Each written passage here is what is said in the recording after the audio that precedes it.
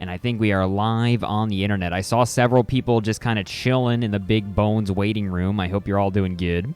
It's always so funny when I just open up OBS and I just see people that are just like typing in the chat, and it's just like, I'm not even here yet. Like, you're lucky I can even see this. But how's everyone doing? I hope you're all having a great old Monday for yourself. I am joined here by the illustrious Zero Syndicate, who I will introduce more as we get into the bracket and more people are here. But how you doing today, Zero? I'm doing absolutely fantastic. It's great to tune in and realize you start the show with the exact same intro every time. At least the last time you recorded this, you did the exact same. You said, boom, we're live. Like, you hit the button and said word for word. It was great. So Dang. Consistency is awesome to be here. It's so funny how much I didn't notice that. It's one of the things where it's like, oh, I guess I do. Real quick, just going to say we are live with tonight's beginner bracket. Bracket for Strive, featuring @ZeroSyndicate on the mic, keeping it cozy. Yeah. Come hang out and see who gets banned. I left my slippers all the way over there, so I ain't that cozy. But I can change that. I could get a robe. I could do it all. We could be more comfy. How's it going there, Tillian, our resident data expert? Yeah, so this week I'm expecting, I think it looks like we have quite a few people who are newer. And I don't just mean like newer in terms of new to beginner cup. I also kind of seem newer to tournaments in general, which is sick. I know there's a lot of people out there where this is probably going to be like their first Strive tournaments and things like that. So if you have any questiones whatsoever, if you're like, what the hell is a double elimination bracket? Do I need those to like hold up a shelf? No. But if whatever random question you have in terms of tournaments, feel free to ask them. There's an opportunity for you to do so. Let me go ahead and just paste tournament announcements. We are live with the beginner bracket. There's a dog barking in the background. Can you hear that dog? No, I can't hear the dog. Is that my dog? It's not your dog. It's my dog. I promise. Good old dude. So it's not my dog. It's my housemate's dog, and they were on their honeymoon for like a week. Wow. And let me tell you, this was the saddest dog that has ever existed on the face of this planet as they were on their honeymoon. So like they just came back like yesterday. And it was like, suddenly this dog can be alive. I saw your DM, JD. I have decided at this time to take no action. So for those of you who don't know, we do look through each player that enters each week, and we look at their stats in rating update, which does have stuff for console players now. So we can look at everybody. So occasionally we'll kick people out if we're just like, hey, you do good. I think this week we're okay. But as a reminder to everybody, and I was reminding Zero Syndicate of the power that is invested in him, if we see you on stream and we think you might be just a little too good, we might blast you. And it is totally, it's in good fun. It's just that we're trying to keep it fair for everybody. You should always take a blasting as a, dang, I guess I'm too good, huh? Take it good. Everything is kind of borked right now. Yeah, so we'll play it by hip. We will see how it goes. I'm sure it'll be fine. We don't usually get that many sharks in the bracket. You want to get blasted one day? Well, the hard thing is that I know who you are, P-Cubed, so if I saw you obliterate everyone in bracket, I'd be like, dude, P-Cubed, you look huge. I would just be excited. It's only when I have no idea who you are and you just show up and you're just blasting everyone and freaking doing the grossest Happy Chaos stuff known to man that I'm like, wait a minute. Which has actually never happened. We've never had a Happy Chaos show up and scare us that bad, I don't think. Yeah, I was going to say, like, if you have a solid Happy Chaos and beginner's bracket, it might be fair to say, like, you are no longer a beginner. Yeah. The input execution required to play, like, that level of Happy Chaos, it's like, you know what? You know a thing or two about pressing buttons. Yeah, I think you got it. Yeah, we've had two, I think, Happy Chaoses graduate. But they were clearly hard grinders entering, slowly learning that character over time, and then got to that level. And it's like, yeah, good luck to a ton of people in Celestial. We've had a good number of people of Zato players who also just usually immediately get banned. Oh my gosh. Yeah. Zato is definitely another one of those quick snowball characters too, right? Like when in the right hands, like Zato can definitely shut down a whole breadth of players. I have a hot take. I actually think Zato is a little bit easier to snowball people with than I think the two people I put above him in terms of like really takes a lot, I think, to get the mileage out. I think are Gold Lewis and Happy Chaos. Gold Lewis, if you miss a single behemoth and accidentally get 2H and fall on your big dumpy, like you get exploded. It's so sad. He really requires like execution, I think, to stay on top of people, like doing like dash cancel kind of stuff, especially. Yeah. Zato, I feel like he kind of just like to be real, you can like do stuff, summon, frog, get on him, oppose. You're doing good. This wasn't entirely complex.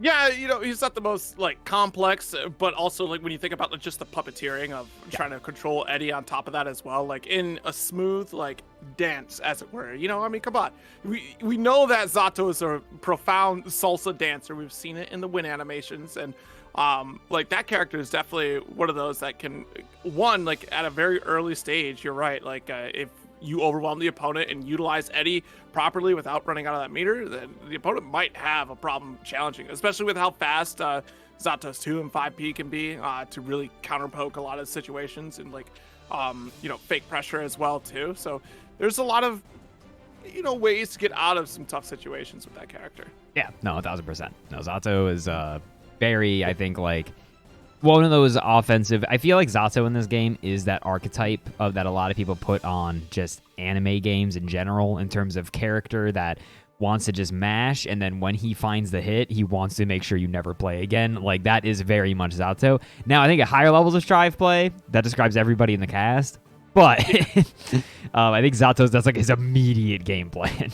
Yeah, anime gamers out there know that like it's all about not letting the opponent have a turn, not letting anyone else get to press buttons except for you. And Zato can definitely make that a problem for other people. That's for sure. A wise man once said, and fighting games are a zero-sum fun game. There's a finite amount of fun, right, in each round, and it's up to you to get it. Like, you have to fight over that fun. And if you double perfected someone in Street Fighter 4 because you were just doing unblockables the entire time, you had all the fun. They had zero fun. Absolutely. You knew all the one-frame links and the follow-ups after, just had the whole compendium of information on how to counter your opponent. Like, yeah, that was...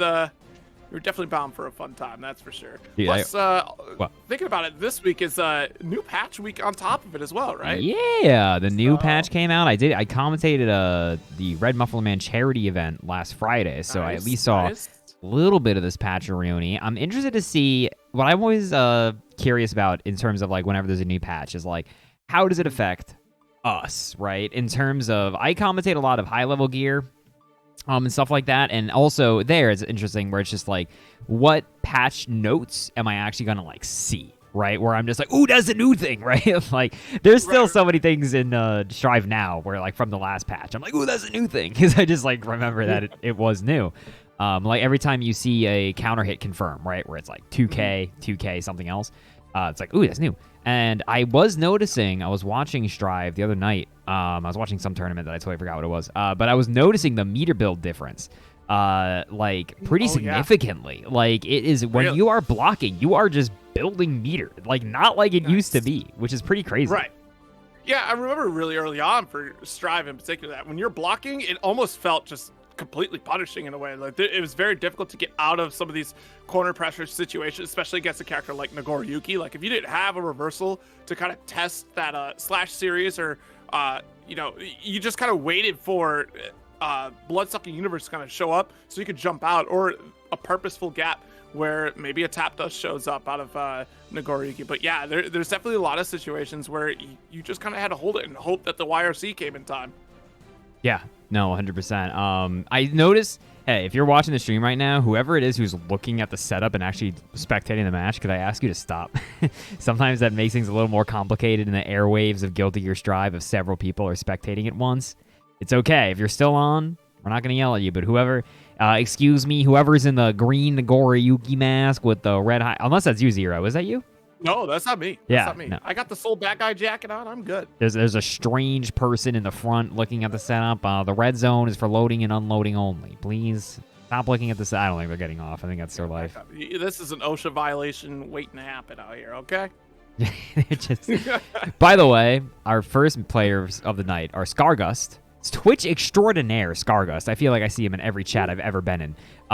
Just like every fighting game tournament I turn on, it's like, hey, it's Scargust. Scargust, who's also played in lots of beginner brackets. Love to see him around. Their opponent is not somebody I'm familiar with, who is Catboy Culture, And immediately what my brain is going to, because I'm a boomer, I know the rest of you are just going to say, oh, so an FF14 stream, huh? Which, true. However, what I'm thinking of is in Donkey Kong Country, the first Vulture level is called Vulture Culture. And I'm just like imagining a DKC level where you have to, it's the Catboy culture. It's the same thing. You get the good song, the boom, ba-doom, ba-doom, ba-doom, boom. Come on, it's the whole thing. That's quite a leap from Final Fantasy 14 to Donkey Kong Country. Welcome to a stream with me, Solid Bones, where things get weird very fast. Catboy, I see is. I know what you said, but also it's not that. It's definitely Donkey Kong. That's what. Definitely Donkey Kong. No, 100%. No, there's 0% chance that Catboy Culture's name, and if you're listening, tell me if I am wrong, is a Donkey Kong Country reference. If it's a Donkey Kong Country reference, I will jump out a window. This is my promise to you. But we're ready to go. Scargus, whenever you're ready to hop on in, I believe we are ready to start. I think Scargus is the girl with the twin tails and the sunglasses and the horse legs. We'll have to see here. I can see a Bridget to start. Bridget and a Sin, I think. A Sin? Bridget and a yes, Sin. Indeed. Okay. Interesting. So yeah, Bridget was one of those characters that got some DLC. She got new yo-yos. She's really one of those characters that in the patch, a lot of people were like, she got big stuff, big significant things. Right. Sin, obviously, the big meme, didn't get anything in the last patch, too new. So we will see. Will we see the new brisket stuff? Actually, very curious to see this matchup in general. Like Sin play in particular, I'm really curious to see. Oh, God. Nice rock baby from the sky. Yeah, that's the... As far as I know, Bridget's got a little bit more of that maneuverability. Off the top of my dome, I'm trying to remember. Oh, the skirt in the corner. I thought she could get a pickup off that. No, but that's a big DP. Immediate burst to keep the aggression. Whoa. Okay, dash up. This is great. But yeah, that's a great call here from Scargus to be a little bit worried about that yo-yo from Recall. That's also going to be a big burst. And oh, Scargus has been playing this so patiently. Oh, that's a wall break. Bro, Bridget got gripped. That was like a 1-2 buckle my shoe confirm.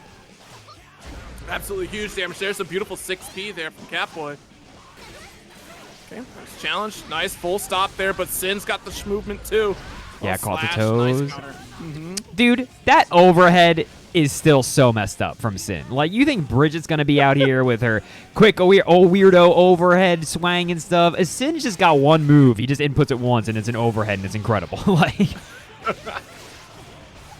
Yeah, Sin's still very interesting, especially too, you have to play that guessing game from the high-low mix. Nice far-reaching counter hit, and a beautiful confirm. Stepped on the stanky like Catboy actually lucky got bounced away, went under the yo-yo. Bro, Scargust is playing like an experienced gamer, keeping the pressure on. Oh. Nice. With the YRC, try to go for a 6P there. Nice. Adjusting the aerial trajectory here from Catboy Culture. Trading? No positive. Wow. Oh. Wow, Scargus played that so well. They were like, not gonna lie, if there was a graph in terms of the footsies and fundamentals that we're all here to play fighting games for, Scargus was the footsies and fundamentals. They were like chilling, waiting for the approach, and then like once they kind of had a handle on how they were getting approached, and like just fantastic defense in general, blocking it all out, and saw their opportunity. And the Sin doesn't have to hit you a whole lot to hurt you a whole lot. No, not at all. You know what? I love this version of Sin, especially too, since it's kind of like the blend of not only just Soul Bad Guy, but also like older Sin archetype stuff as well, like Beak Driver. Follow-ups is an interesting aspect to how Sin opens up the opponent, especially being able to mix pressure and open up that guessing game. Like the strivification of Sin has been really fun to watch. It has been, yeah.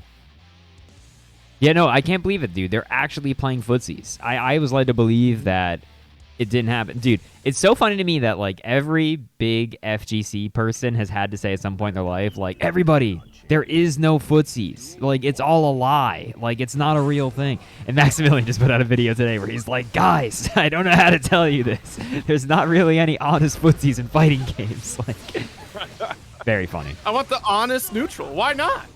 Yeah. Nobody wants the honest neutral. Oh, the 2S. Okay. Catboy Culture able to get it started a little bit early. Oh! Yeah, you tried to get the punish right there, but a great call from Catboy. Nothing for high. Follow up there. Some... Wow. That yo-yo went straight back. Yeah, it's a no-no. Did you just say that was a no-no? Yeah, that's what Sid said. Sid said this is a no-no. Oh, great block here. Nice DP challenge right there. A couple just blocks from Scargus here. And still challenging, pressing buttons for an Oki follow-up. Yeah, that was a great jump back there. Kind of got like the Mega Fist on the way down. Scargus again got a blocking, but then Catboy Culture did a really great job mixing up their kind of stagger timing there as opposed to round one, and is now realizing, oh, Scargus is a thinker. They're recognizing what I'm doing and try to adjust to it, and so they're adjusting back. Great stuff. Yeah, that is very important too. We're seeing like, Catboy really trying to apply. Nice 2S.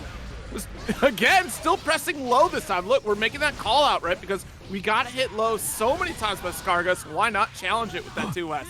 Oh no, that was a mistake from Scargus. That's not what they meant to do at all. I was going to say next hit easily could kill. Finds feet. Wait a minute. Oh, was he G? Jeez, what a turnaround right there. Scargus is 1 round away from taking this over Catboy Culture. Also, somebody said Sigwin only picked Catboy to have on stream to hear me say the words Catboy Culture. Sigwin is a FF14 player to their core, let me tell you. That's good. Keep playing, the critically acclaimed Final Fantasy 14. One community of the year.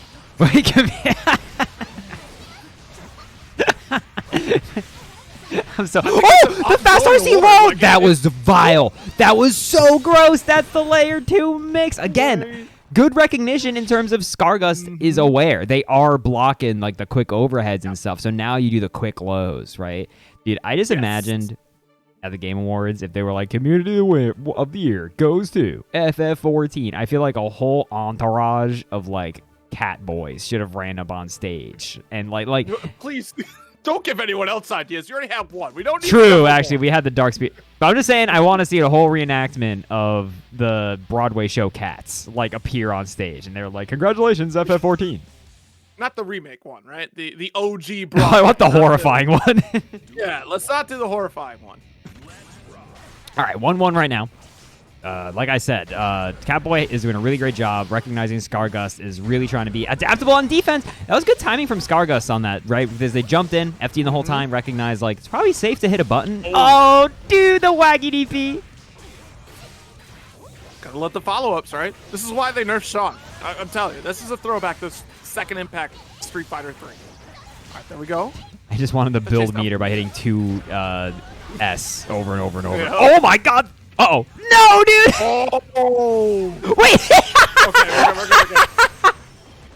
good. You see there that Sin reached for the Ethernet cable? Let me see this here. Bro, that was the most high. You're probably wondering what I'm doing here right now. Thing I've ever seen. Okay. Scargus maintaining that control for the first round in Game 3. Ooh, just... Oh, no! Ooh, that was actually kind of cool. There was no follow-up after, unfortunately, but that was actually great from Catboy. That was a great little challenge there from Scargus, recognizing like they accidentally threw the yo-yo right over their dome. Was not passive. Was like, wait a minute. Mashing out the TB, good stuff. Challenges there. Nice. There we go. Just like you called, too. Goes for the fast RC low. Tap does for the pickup and should be able to get the shatter. No! No super, and I think it would have just barely killed the BRC forward. Oh my God, you're so lucky that 2K did not get punished. Scargus is now turning up the gas. You know, I just realized Catboy has not DP'd once. Scargus, I'm shocked Scargus baited it. Yeah, that's the thing. It's like Catboy could be getting away with some DP challenges here. And again, it's going to be one of those things. It's a learning curve when you're fighting against a character like Sin, much like players fighting against Bridget, right? Like, where are the actual gaps that you can challenge with the DP? Yeah, no, 100%. And Catboy doing an early burst there because, yeah, Scargus landed a juicy hit. Going on in with the L-Con. Oh, no! That's damage, bro. Nice pickup. Yeah, and intentionally drop that combo because they want this next hit to be the big, juicy hit into the Tyrant Rave. Possible overheads! Beautiful! Bro, he recovers so fast. OTG! Not enough. No punish! This is terrifying. We see the 6P challenges from Catboy. It's a great call. Nice, 2K. Oh, you are so lucky no DP came through on that one. Yeah, the multiple hits of the JD. Now stuck in the corner. Oh, no! Rock the baby! And the RC! That's going to be it! The Catboy culture is going to make a massive comeback there against Scargus. Jeez, dude. Wow. That was phenomenal. Sneaking in a rock the baby at that point too, and I don't think we'd seen it throughout the entire. So we saw the aerial rock the baby, but this one in particular was absolutely in the back of Sin's mind. Right, it's just like, all right, well, I have to just deal with pressure. I haven't had to deal with the throw setup yet. The one time you throw it out, it works. Beautiful stuff. Now they're gonna think about it for that next round. Yeah, dude, I gotta say, again, I was shocked how few starships. I feel like Bridget players in general, I just don't see a lot of DPs, and I'm not 100% sure exactly why. It's a good DP as far as I know. Yeah. But, yeah, and then we saw Scargus then thinking that, like, okay, I've been in the situation before, I can block it out, easy peasy, but unfortunately the last rock the baby there, Bridget did take it. The Catboy culture moves on in its domination of all e-gaming spaces. I mean, what a show up as well too. Like just the adjustment there from Catboy, to go opt for low, to start challenging a lot of these low profiles from Sin as well. And we saw the complete just removal of that approach from Scarzy. Scar, right? Scargus, yeah, Scargus. Thank you, Scargus. Yeah, from Scargus, just completely ejecting from that plan. And that's a great way to just condition the opponent in general. Like, you've challenged and shown that I know the answer to this. You're not allowed to do this anymore. And you force your opponent to make an adjustment and potentially a more favorable situation for yourself. No, yeah, 1,000%. I couldn't have said it better myself. I'm sorry. Brain is just stuck on Catboy culture as a name still. Like, can't get it off. There was a friend of mine who will remain anonymous throughout the course of this sentence. But they love FF14, play a Catboy. Their significant other is also a Catboy. This is just the situation that they're in. And they started playing Fire Emblem 9. And I was like, oh, dude, I like Path of Radiance. Why'd you start playing it? And they were like... And then I thought about it for 1 second, and I was like, don't answer it. And he's like, yeah, it's because there's Catboys. And I was like, sometimes it's that easy.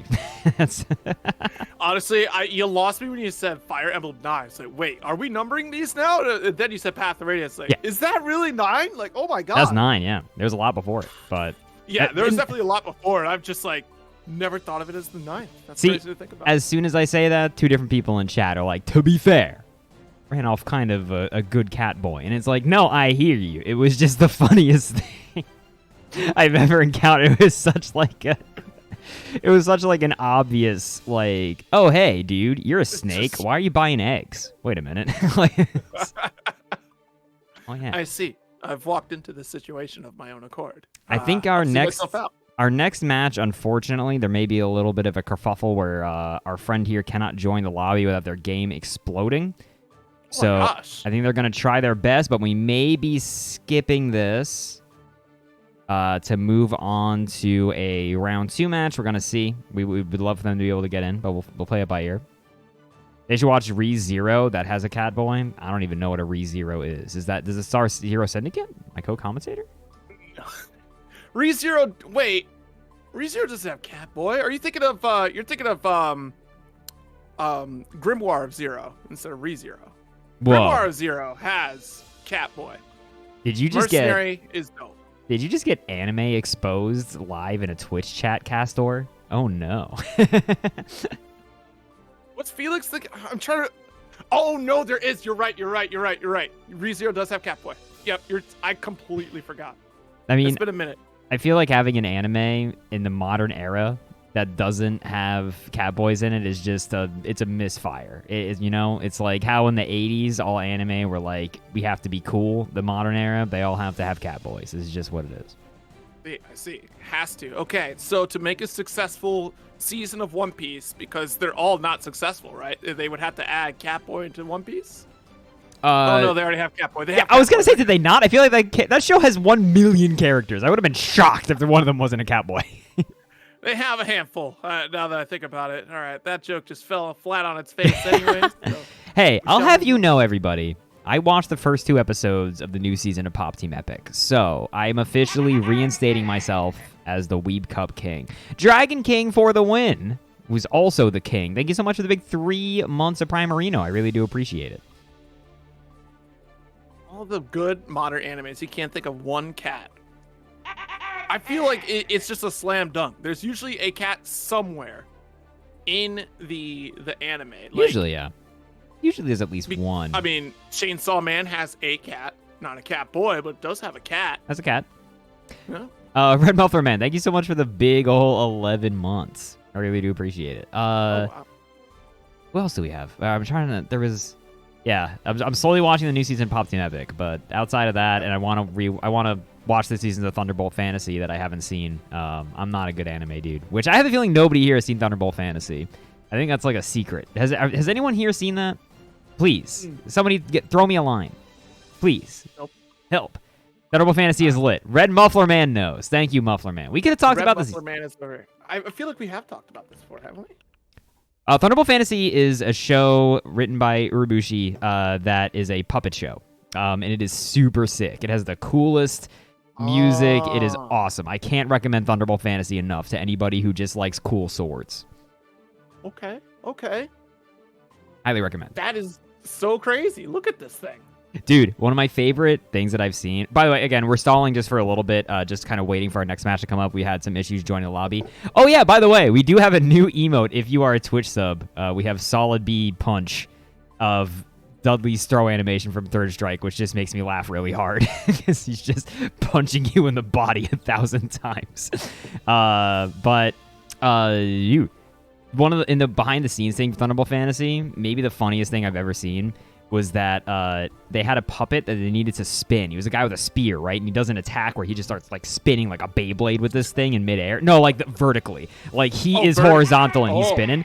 And they have him on 2 strings, and they have 2 dudes holding the strings that's coiled around him, and they just pull, right? So all the strings immediately start unwinding, and he's spinning at Mach 9, and it is kicking up dirt and rocks into everybody involved in this operation. It is so funny. So do you see the puppeteers like off to the side? Like, do you see the all black outfit? No. And just go. It's a professional production then. Professional. It's a wuxia puppet show is the word for it. Hobo Ninja, thank you so much for the big 3 months. Enjoy your puncheroonie. Now you can punch. Me and Smang were talking about it the other day of like the reason I made this an emote is because we were talking about it, and the animation just makes me laugh. But like, Dudley's just punching you really fast in like the sternum, right? You're a little winded probably, right? Like you're probably a little exhausted. And so it's like, are you gonna suffocate? Like he's just going like straight in the sternum. Like he just won't stop. Just, hopefully you didn't drink any water that day. Like you just have an empty stomach because you're not gonna be okay after a while. That's just several punches going to your gullet. It's awful. A buddy of mine played Punch-Out for the Wii, what's up? No, I was just, you said Punch-Out for the Wii. I would say, oh wow, to Punch-Out for the Wii. I love Punch-Out for the Wii. It's actually one of my favorite games. I played it on stream. Love that thing. A buddy of mine played through it, and he was like, I want to try to win with only body blows. And there's like real-time damage in that game where the fighters get like bruises and stuff on their sides as you hit them. And he managed to almost do it. There's a couple fighters where you really can't do that. You have to do some jabs. But like, dude, all of the fighters he's fighting just have such bruised, beat-up sides. And it's like, bro, you're just going to hurt their kidneys. Like, this isn't fun anymore. Like, Coach, I swear I'm not going to be able to use the restroom right for at least a week. Please call the fight. No, you can still do this. You go, God, my stomach is like a giant grape. Yeah, exactly. Quick update. We are going to skip that round 1 match that we had. So we're going to find another one. Sig is wrangling the round 2 match. Sorry for the hold up, everybody. I hope our quick, asidery, our funnery, Zero, has been appealing to y'all. It was good to be actually hang out with Zero. Are you going to Frosty? Oh, of course. If it's in Chicago, I will be there. Cool. I'm planning on going because I was shocked at how cheap flights were. Wow. I looked it up and I was like, word? So yeah, I'm going. Yeah, it's probably like that's the beautiful thing for Elven Shadow and the entire Frosty crew. They picked like such a phenomenal time of year for flights to Chicago because what are you doing? All of the holidays are done. Yeah. That's a wrap. You're going into the middle of whatever time of winter. Totally good. Oh yeah, 100%. It's like the best time. Yeah, nobody wants to fly to Chicago. Exactly. That's why it's bro. If you like compare the flights then versus like the flights to combo breakers, it's a pretty big difference. Memorial Day weekend? No. Yeah, no. CB's at the well. It's not even that. It's just also there was I remember like looking at the flight prices. and just like in real time how up they go as Combo Breaker gets closer, because there's so many more flights happening. I think specifically of people going to Combo Breaker from random places. Like it feels like it's like 1-to-1. Gonna be a hooligan at Frosty. I will allow no hooliganery or tenachery. You will all be on your best behavior. Oh my gosh. That's it. No more tomfoolery. No more tomfoolery. Heard it here first. Solid Bones will ban you if you make top 3, and you'll be not allowed to perform tomfoolery at any event. You're still shaking from winning that first round, Catboy. Hey, I hope you got to keep that energy. You're going to go into your round 2-1. You got to keep it going. You're looking clean. That's your first stream tournament match. Well, congratulations. You worked hard for it. You earned it. Did great. Sorry, I think I'm like tapped out on Catboy jokes. I don't think I can legally make any more. Everyone on stream is going to be like, Bones, we get it. Gotta. Now we should be having our next couple gamers come in here shortly, getting yoinkied for yonder streamy. Let's see. Okay. Do I know who they is yet? Tell me, who are they going to be? Damn, I just saw Sigwin is getting jacked. They were like, you two want to be on stream? They're already fighting. Oh, God. There's things happening, but we think we do have our next one, which is going to be Hunky Dory, who was in last week's bracket, but I believe did not play on stream, if I remember correctly. I believe they did some off-screen Satsui no Haraing to people, but I don't think we actually saw them. So now we get to see what lies in the shadows. And why I oughta going up against Hunky Dory here. It's just oughta, but I couldn't resist. I had to say why I oughta. Why I oughta Hunky Dory. We do have another one. All right, cool. So, wait a minute. I was gonna say this is a cool looking drip. This is an Amogus, isn't it? I'm not gonna be fooled. That's 100% an Amogus. I was gonna say that was who is it? Miss Violet Beauregard? Dude, yeah. I was gonna. Violet, you're turning violet, Violet. Whoa. Dude, at my friend's wedding, the church we were in had a ceiling fan like really high up above us in the ceiling. Oh, that was God. like a big chonkin' ceiling fan, right? Like, and it was like behind a grate and everything was spinning, and it literally looked like the fizzy lifting drinks ceiling fan. Like, we were just sitting there the whole time going, "You stole fizzy lifting drinks." It's like what it looked like it was for. Guess we'll have to burp it all out of here. Yeah, guess we'll have to. All right, I see an Eno. I think we're gonna play some video games. It's been a long time coming, but we're finally here. We finally made it. This journey of crossplay from a PlayStation to a PC, or potentially PC to PC. Whoa. Either way, 2 players have crossed paths here, and only one will come out A-OK. It's happening, everybody. It's going to be Hunky Dory, the Biken player, versus Orta. This is indeed Orta, the Eno player. Autobots roll out. Duel 1. Why I Autobots? Biken changes are really interesting around Tatami. I'm curious to see these interactions. Yeah, I'm curious to too. Obviously also got a lot of changes, mostly around her dive kick and her general mobility, but you're seeing it here right now from Orta, right? These Eno players are addicted, but Hunky landing the chunky hit. Orta's going to be left on a pixel. However, Eno can always pull this back. She just needs the opening, and can she get it? Jump slash. She will not get it. You got an audible sponsorship. Oh, wait a minute. Oh, yeah. No, actually too far away for the 2D. Here we go, HCL. Oh, the jump in. All right. That's going to be okie dokie. What do we got? Got that hard knockdown. Here comes the swing pressure for free. Oh, great tech off BRC. Oh, and finds toes just like that. Yeah. It's so really good to go for that BRC as well if you need like that moment of pause to see what's happening next if you lost pace. True. I wonder if it was a YRC that kind of got corrected into a BRC. Either one, right? But would have worked out. It's so funny, Banana, that you were like, Hunky's looking a little too cracked, and then immediately the next round was Hunky getting torqued on by Eno, and they like barely got to do anything. This is the fun thing about Guilty Gear Strive, especially at a beginner level. Offense is so strong that that's gonna connect. Almost dead. Ah! They try to go for fancy stuff. The dive, not quite enough, and then baits.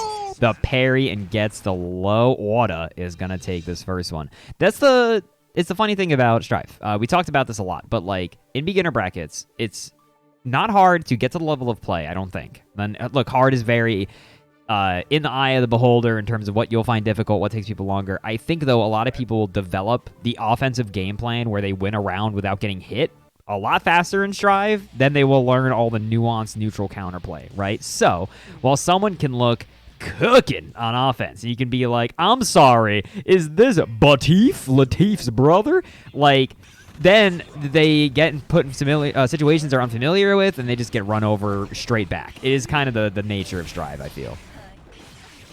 Yeah, you know, Strive is definitely one of those really explosive games on top of that, too, right? The joke goes, so like, yeah, it looks like you just got Guilty Gear. Like, that is what happens in Strive every now and again, and that's okay. Like, sometimes those rounds do go like that, especially with how aggressive Biking can be and how hard she can hit. Oh, God, stop training with Biking, please.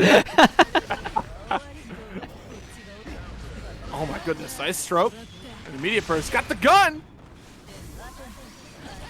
Oh, Kazami from the top ropes. Okay, wait. Oh, that is a disaster. That was a misinput and a half, and it happened to work, and that's toes. That's going to be super nice. Ooh, good kill.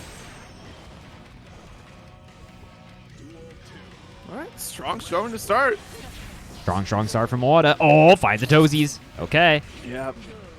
Nice Hunky block. We're getting a little antsy on these parries here, too. All right, another dive kick here. I want to see more of that control with Tatami mat that we saw earlier. Nice Yozansen on the opposite side. That's the buff stuff, dude. That's the new fancy cross-up Yozansen for some godforsaken reason.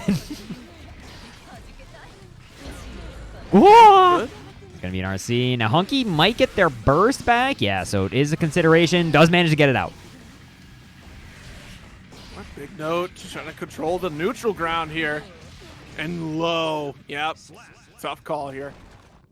Order is going to take it 2-0 right now over Hunky. The Eno is looking clean, you got to say. We are no strangers to Enos in these beginner brackets. I think, I don't think it's crazy for me to say that Eno is a very popular character in this video game. She pop up. People like Eno. Now, if you watch, like, you know, I only care about who wins Evo, then yeah, I think there's less Enos. But in terms of, like, you know, the general player base, a lot of Enos. I don't know what the pie chart looks like, but I imagine it's pretty big.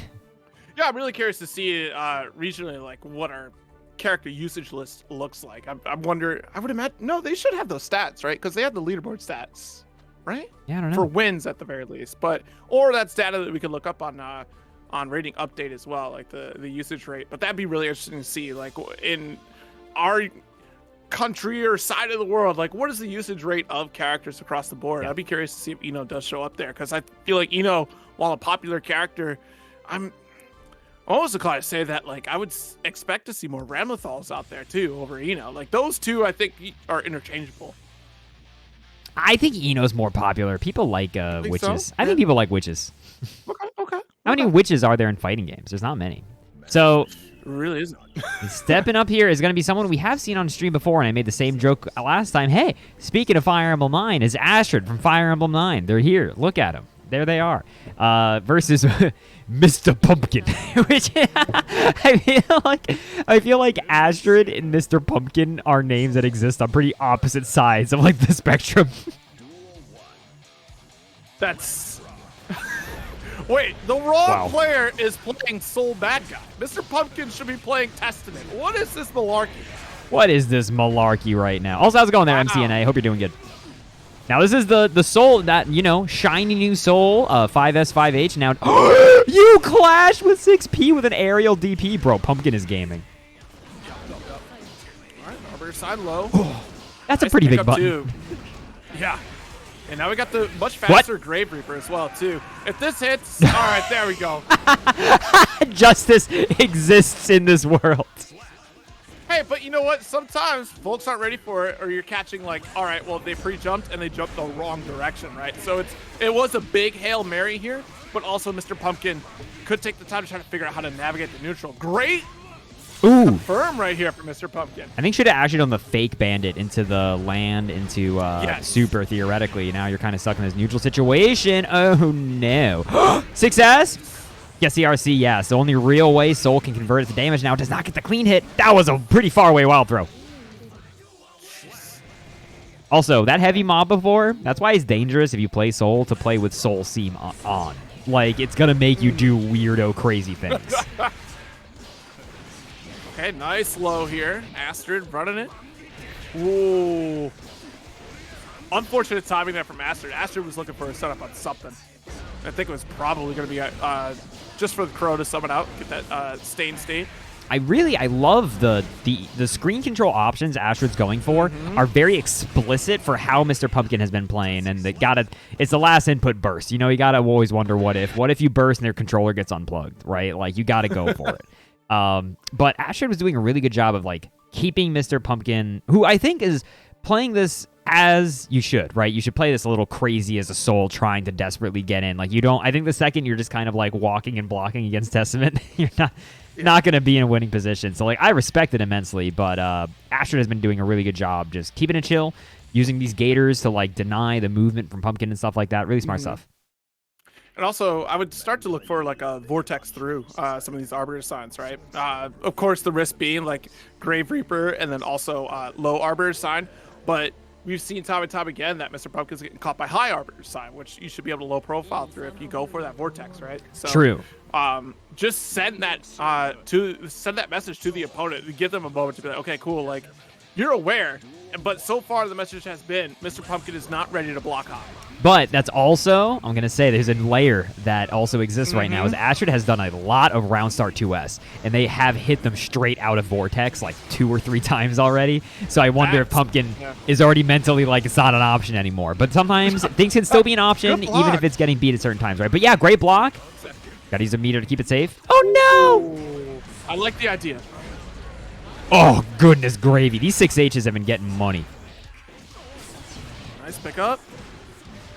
Plenty of meter for Astrid. Got the throw. Could have read RC for a kill there. That's that gross new stuff, dude. The 2H vacuum. Boo. Daisuke, get your eyes checked. Whoa. What a challenge on success with that Grave Reaper. Okay. Nice and easy B&B just to carry to that corner. Success, unfortunately, goes a little bit short. No punish on that. Oh, wait. What? I think he's just going to hit. Yeah. It was too far away for the initial punch. Yeah. Ooh, high Arbiter. Brother! Oh, no. Brother! Wait, it works! Wow. Bro, he melee air dodged. All right, red RC. Oh, go for Dusty. Oh, that should have been the heavy DP. I respect it, Mr. Pumpkin. The shot was there. We got the shatter. Great cancel to 6S. Yes, dude, I can't believe that was the round-winning interaction. He goal bursted to avoid the bird in midair and then landed and got the back throw.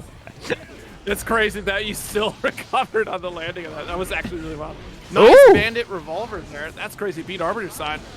Yeah, through the Gators and the Crocs, we carry on. Ooh. All right, good low block. Nice. Really good. This is bad here for... Oh, no, Astrid, but low this time. Tyrants. It's going to hurt a lot. It's going to be Oki, but Astrid's got $100. You got to expect Gator. You got... Oh, just BRCs? The 2D points purchase. Right. Chip is now... Yeah. Again, it's that sort of last input burst, but Astrid is going to be moving on here over Mr. Pumpkin. But Mr. Pumpkin... You have won the hearts of many, myself included. I greatly respect it. That was wild. I think for Pumpkin, something to consider also, and I could be wrong here, sometimes it's hard for me to keep track of both players and what they're both doing at all times. I didn't see too much 6P counter poking, right? Which can be pretty important to try to contest with Testaments like mids that they can stick out, right? I think also it will generally beat, for Soul, it'll beat Testament 6H or at least trade with it. To kind of like deny just that screen control. So sometimes keeping your ground as Soul, doing some of that counter poking 6P can be important. Like I saw a couple gun flames to try to reestablish dominance, but I think maybe a little bit more of that before you start just air dashing in, right? You need to present those neutral choices in like a mix. Oh, that's a very good point too. Like especially most of that set was very Bandit Revolver dependent. I feel like every Soul that is picked up, Soul navigates the neutral by using specials when they're first learning how to Guilty Gear, right? Like especially learning how to run around and how instant air dashing works, and really trying to get used to that muscle memory that you rely on a lot of Souls movement if you're picking up that character. But I love the confirm, right? Just being able to run, like the beautiful thing about Soul is that you can almost basically just create a combo and it will work out in a very positive way for yourself. There's definitely more optimal routes, but at the very least, you got the knockdown. That's the important thing of those interactions there. And being able to on the fly make that decision to flip and know when you're going to hit that shatter was absolutely brilliant. Yeah, no, 100%. Good stuff to both people. Mr. Pumpkin going to be sitting down on the loser side. Unfortunately, they're, we are past the Halloween season, so Mr. Pumpkin does get the debuff. It's the unfortunate time of year. Gosh. I just always think of that video that was on, like, a news show or something with a dude wearing, like, the all-black tight suit with the pumpkin, and he's just grooving. Have you never seen that? No. This is, like, a thing. It turned into a big meme. No. You're talking about the dancing pumpkin guy, right? It turned into a meme because everyone put it over Pumpkin Hill, and it's, like, Yeah. the sign of Halloween.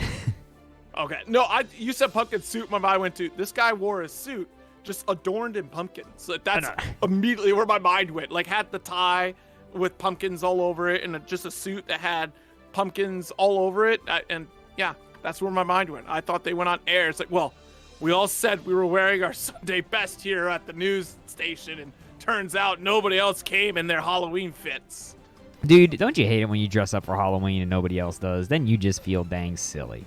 So, Mr. Pumpkin, we appreciate the sacrifice. Not Miguel is going to be coming up against Mongu. Oh. We have seen Mongu before. But now, see, this puts us commentators in a weird position, right? Their name is Not Miguel, which naturally we want to shorten to Miguel. But it's not Miguel. Not. Yeah, that's not going to happen. So... Yeah, not Miguel and Mongu, Mr. Mongu out here. How many of y'all know Mr. Magoo? Mr. Magoo? I know the name. I actually don't know what he's from. You know the name? You've never seen Mr. Magoo? I've never seen Mr. Magoo, but I have seen Zyle drop the big 3 months. Thank you so much. Nice job. I've never seen Mr. Magoo. I'm going to look up Mr. Magoo. They had the Steve Martin rendition of Mr. Magoo. Yeah, was Steve. Mr. Magoo, he's that old guy. He's in some of those old... Mr. Magoo is that, that silly old fella, that gets into all sorts of shenanigans because he's old. What can you do? Well, okay. Not even sure if he was blind, but you know what? He may as well because he was squinting all the time, walking into dangerous zones where he should not have been. Wait, I was going to say... This is so funny. Leslie Nielsen was Mr. Magoo? That's right. Okay. I was trying to remember who portrayed Mr. Magoo in the movie. Dude, for real, I looked at it and I was like, "Oh, that's not Leslie Nielsen. That's the guy from Planes, Trains, and Automobiles." And then I looked closer and I was like, "Wait, no, that's Leslie Nielsen wearing a wig." Yeah. That's funny. I don't think this movie's good, for the record. What is it? Oh no. What is it rated on IMDb? It's 4 out of 10. Damn. But I mean, like, that is scathing. I mean, like, you know what you're getting. If you have watched Mr. Magoo, you know what you're getting out of Mr. Magoo. Hey, this movie has Michael McDowell in it, and it has Miguel Ferrer from Twin Peaks. Look, it's on Disney Plus. It's only an hour and 45 minutes of your time. So after all this is said and done, you have a homework assignment. Watch Mr. Magoo, and it'll increase your Guilty Gear play, maybe. Whoa, wait, hold on. You've uncovered a whole thing now. Hold on real quick. We're getting into this match here between Mongu and Not Miguel. But just really fast for all of you, I see on the IMDb page, it says, this film was rushed to video due to bad reviews and protests by blind people and their advocates across the U.S. This was apparently a whole cultural touchstone. Blind? Holy cow! I just thought Mr. Magoo was just... Wow, he really was blind. Okay. I guess he was blind. We leaned into that. All right, here we go. Jacko going up again against Not Miguel. Now, the only really big thing I know Jacko has that's big time different is she's got the wall bouncies with the punt. Yep. And she's if she beans you with a minion from the air, I think it also wall bounces. And also she has the hidden missile minion, which I wonder if we'll see. Yeah, I was gonna say like a further launch on slash kick, slash option for minion, right? I think it's 2S. Yeah, it's the one where she like kicks straight up. Yeah. Yeah. Wow, what an interruption on Fujiark. It's actually, That was a great interrupt. I feel like it's pretty rare you see people kind of at this. Wow, did you see that stunt? Just take out the minion and then hit Jacko. No, this is a high level Kai. Let's back out here. This Kai's been playing. No. This guy a little too good. But yeah, no, 2S is the minion mortar launch. We will see if Mongu can kind of get their stuff started. Again, JD jump back in the corner there, I feel like is scary. I think it's a desperation option almost because, oh wait, there's not going to be a lot of damage, but it might break. Close. Yeah. Oh wait. Gonna carry. Oh wait. Oh no. Bro, if that actually went all the way to the wall and broke it and he died, I was going to scream. I cried for you. Sorry. That's exactly what I'm saying. It's a risky option. I think JD needs to be used sparingly. I think it can be accidentally a little bit of a crutch for Jacko players in neutral. But the risk where you saw there, Kai almost undid for under that and exploded her, right? She would have died. Ooh, caught it with the shock state applied in the corner. Nice throw. Now the guessing game begins. Stand up for me real quick. Okay. Wow. Just a double duff. Oh, accidental burst bait. Oh, life is bad. Gonna break it with the diary Kai. He was just RCing anyway. Oh, nice. Hold on. Hold on with the minions. Hitting bird kick. Minion out. Good punish with that 2D. Okay, hold on. Gonna go into another super. Are they gonna RC it again or are they gonna hold on to it? I can hold, right? Yeah, RC. Good call. Scary stuff now. No, Miguel. Okay, so I was like shocked Miguel did not spend some of that cash to kind of just keep the pressure going, you know? It's the Fujiark. It's the muscle memory because folks aren't ready for Fujiark Raw, just like this one.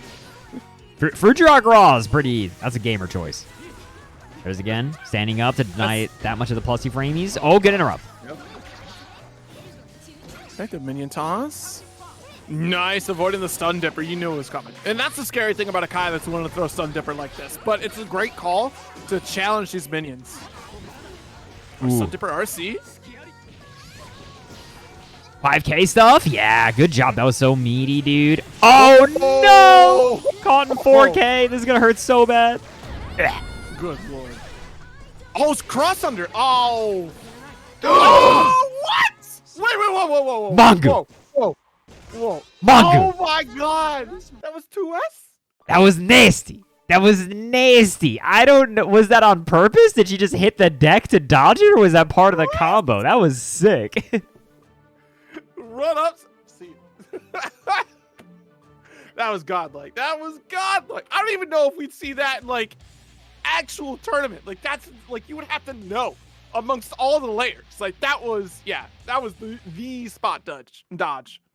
It really was, dude. They're inventing new moves in Strive. I didn't know Strive had a spot dodge. You know what's so funny? Just on a random note, I remember the first time I played Melty, and it was the first anime game I had ever touched, and I was like moving and air dashing, and I was like, "This is what fighting games also are," because I'd like only played Street Fighter. It was like a very weird aerial feeling. Movement.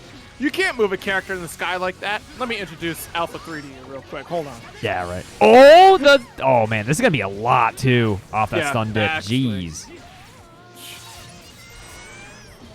How much is going to be stunned it? Oh, no, we jump it. Good stuff. Okay. He's trying to establish a little bit. These stun dippers have been just eating poor Mungu alive. Oh, good attempt at the challenge. A little scary because the shock state was still kind of on. It had just ended by that point, though. Did I tell you, I misread the patch notes at first. It said Sacred Edge now causes a guard crush. I thought it said Stun Edge now causes a guard crush when they're in shock state. And I was like, I don't know about this, y'all. This might be a little stupid. Yo, that would have been wild. Thank God. It's not my fault Sacred Edge is the dumbest name for a super. It sounds like everything else he has. Now, wait a minute. That's just to go with the archetype of Kai himself. What a sacred boy. He'd be a sacred... Oh! Nice pickup. Now, this is a little spooky, right? Next thing could lead into command grab. Nah, she just went for it. That was nothing. What?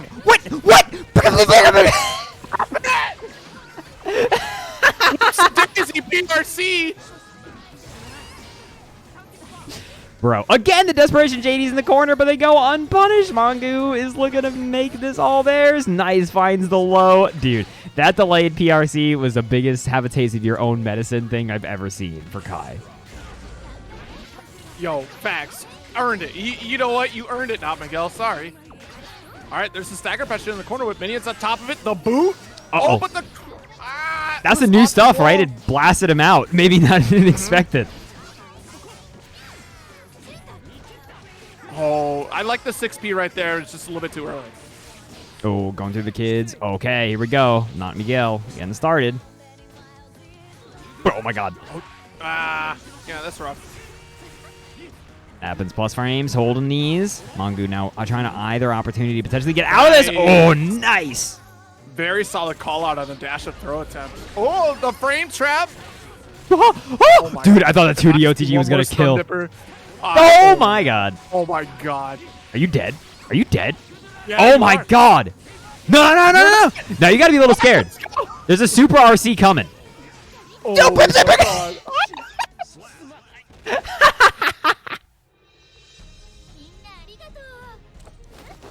Bro. I'm just stressed. Mongu, you survived my own personal hell of just like, Kai's going to stun dipper at any moment. Any given moment. Kai's just going to throw out stun dipper. And you did it. You survived it. You know, I'm sorry if all of you heard that Steam notification. That was my fault. But to make it funnier for all of you, the reason that happened is because my friend misclicked and invited me to play Resident Evil 6, which is a pretty jump scary thing to pop up. Like I saw that and I was like, ugh.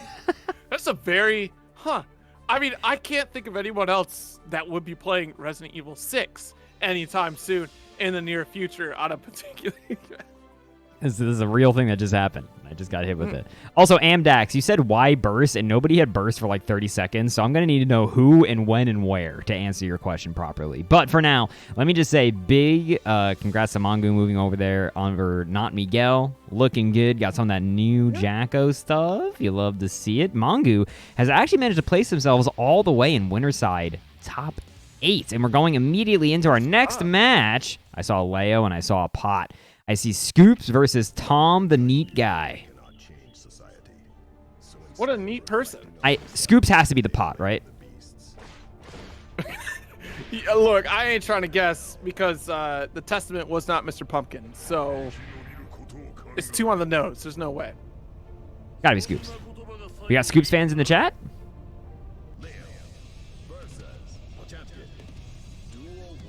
All right, about to find out. Okay, you were right. You were right. That was a bold, just 6K.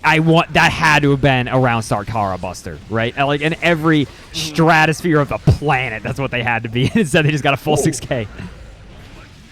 Side swap. Back turn K. This is what is going to be really scary for Potemkin, because what is Potemkin to do except for pray to God they get a moment for a Pop Buster reversal? Yeah, you gotta do a Pop Buster reversal or try to slide. Dude, somebody got clashed with Garuda and they were just mashing S. I don't think I've ever actually seen that before. That was kind of nasty from Tom. That's so unfortunate for you, Scoops. That sucks. Okay. Try to dash up, tap, dust there. There's the flash kick. Gotta respect it. Yeah, that jump was a little aggressive. I wonder what he was trying to beat. Oh. A bit of a mistake there, Jake. I gotta say, Tom is playing a soulful Leo. You know, they're just jumping around, doing special moves, landing the command grabs. They are here to play their heart out. What's crazy? We did jump K. I said, no, that was calculated. Jump dust. Yeah, exactly. They could. But that's also a great way to play Leo. Obviously, there is that cleanup period as well when you get your consistency going, learning the character. But you're trying to overwhelm Potemkin. You don't want Potemkin to have a shot because then you get in a situation like this where now you have to block a root and get flicked. That's a new flick. That's a new flick. That's a new flick, Zero. It didn't do that before. It didn't? Wait, actually, did that chip him? I think that chipped him. I think he was... but it's faster now. Yeah. Well, it still counts if it was new because it would be faster to catch him, right? It's more of a thing that you can use like that. Good block on the burst, but I thought that would have been a Pot Buster, right? Like 100%. Oh, big Mega Fist. No flash kick. What? That's crazy that you're getting a Mega Fist for free right there. Oh, flash kick. See, no sooner than I say it, we get a flash kick to clash with Garuda, but the follow-up, It's going to get you in trouble. Dude, good job for Scoops. Kept it together after that last round kind of being a little bit of a run away from them. What I want to see Scoops do, so I want to see Scoops do Garuda, and if it clashes, I want them to buffer like 6H or something behind it because they're doing DP into like far slash all the time. Yeah. I just want to see them do that far slash, have it go a little short, and just that would be hilarious. I'd lose it. Yeah, no, that would be insane to see. But yeah, this great job weathering the storm from Scoops as well too, because Leo can very quickly be overwhelming. Very quickly can be, yes. Got the guard point. Slater, thank you so much for the big raid and the big 4 months. How kind of you. Really appreciate it. Scoops is now stuck in the corner. Good area. Cool. Going back? Nice. Oh, God. Whoa. Oh. Got it. Oh, watch out, watch out. What? Yo, the body splash. Catching the air dash from Tom. That was crazy. Yo. Oh, what the? Wait, why was he in the front?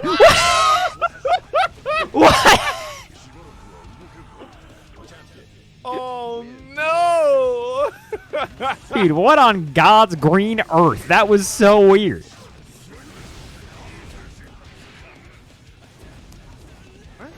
Well, you know, Potemkin needs it, right? We're going to see more Potemkin power.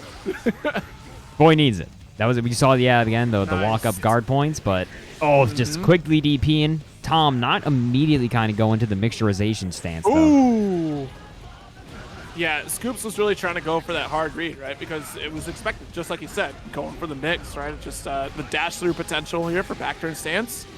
How's $100? You going to spend it? No. Finds a low. Spend it now. Don't need to. All right, can Tom even it up? Or is Scoops going to get scooping?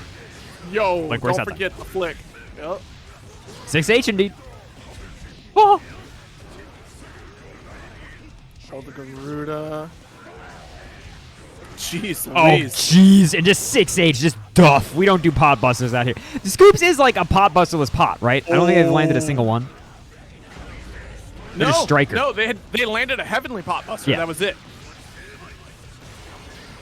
Burst, put your opponent in the corner.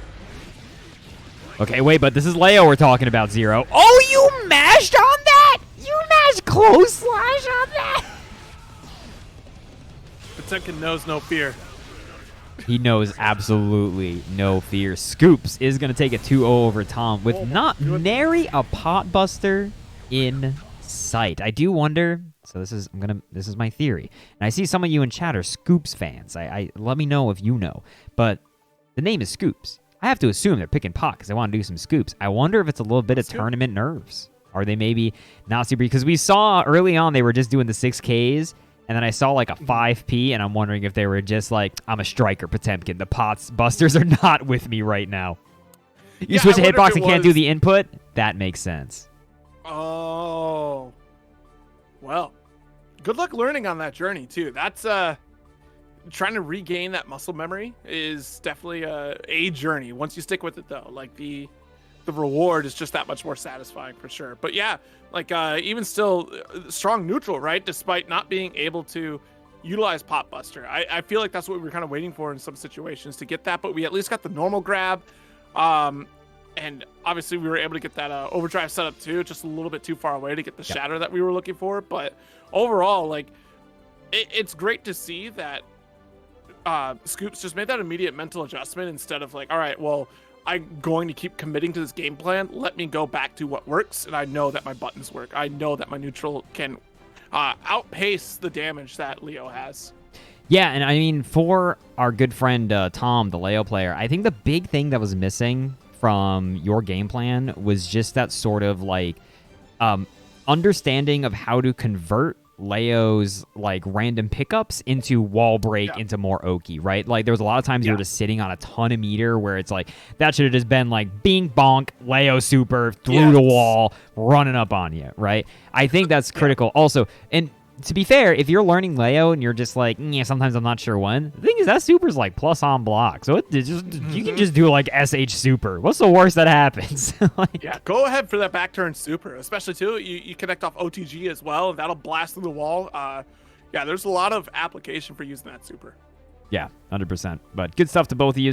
By the way, I lied earlier. I'm very sorry. As you all know, this is a lying stream where I lie for fun. It's all social experiment. I don't think any of you understand. But I said that Mongu has secured their spot in top 8. They did not yet. I lied. We're only in our top 16.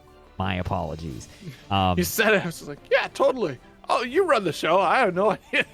Scoops, also, are you squatting in my house? Do you just live on this setup now?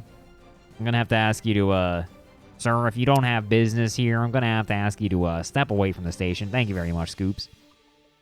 Appreciate it. So, I forgot to let go. My bad. Yeah, so our top 16 winner side right now, though, is Mongu, Shrub Show, Hungry Moth, Stinky Steve, Whale of Fortuity, Scoops, Jelly Skelly, who's another Potemkin player, and Nafo, which is, I think I know everybody in this top 8. Or top 16, sorry. I'm doing it again. No, I don't think I know Shrub Show. I think Shrub Show is new to us, but I could be wrong. I see Shrub Show did knock Catboy into losers 2-1, but Catboy, I gotta say, you made quite a path in this tournament, and Catboy is now... Catboy is waiting in losers to fight the winner of Tobal and Glue Guzzler. Good luck, Catboy. Don't get guzzled. Stop! Oh my god! Stinky Steve is indeed playing again. You've entered a few of these, but not for a while. Okay, Shrub. I was going to say, I don't think I've seen you on stream. The way I check, by the way, this is the cheating thing, is if I enter your name in my little scoreboard thing, it pops up if I've done it before. So usually that's how I'm like, I don't think I've seen this person before. Unfortunately, there's been a lot of you. I think JD just ran the numbers the other day. We've had 1,100 unique entrants over the course of these. Wow. So it's a little hard to keep everyone's names in line. 1,100 people. Look, I don't think anyone's going to fault you for forgetting a few names out of 1,100. That's tough. Yeah, that is tough. Sometimes during, once we finally got back to live events, now I'm finally seeing faces for the first time, and I'm a big faces person. So people would come up to me with their name, and I'm not gonna lie, maybe I have no idea, because this is the first time I'm interacting with you sometimes. But now I got faces. I've seen you.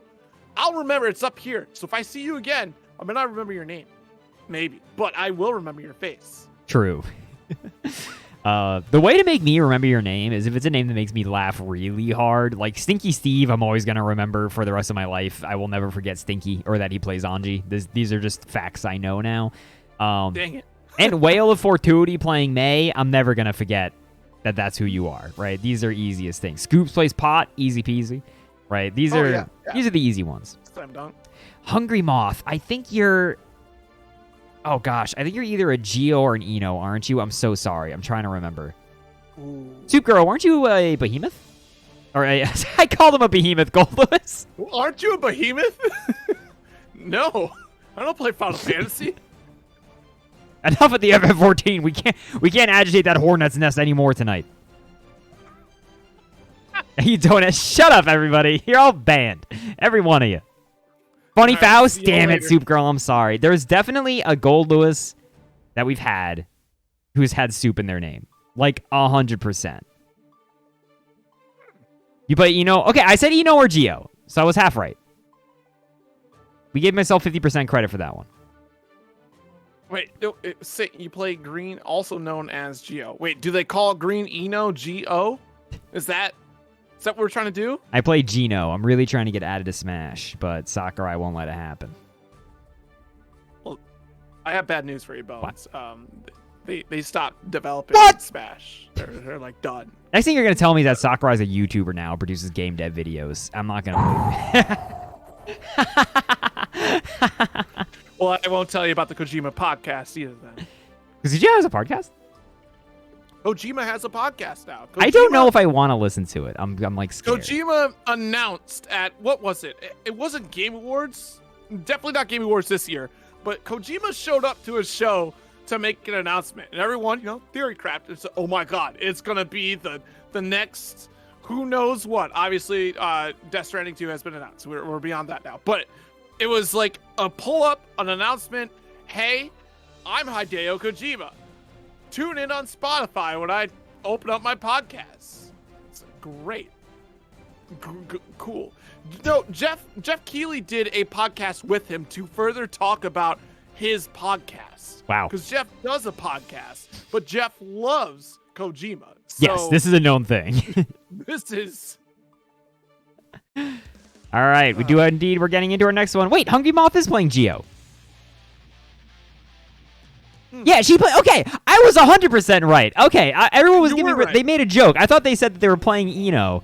God, Hungry Moth. Oh, so I see.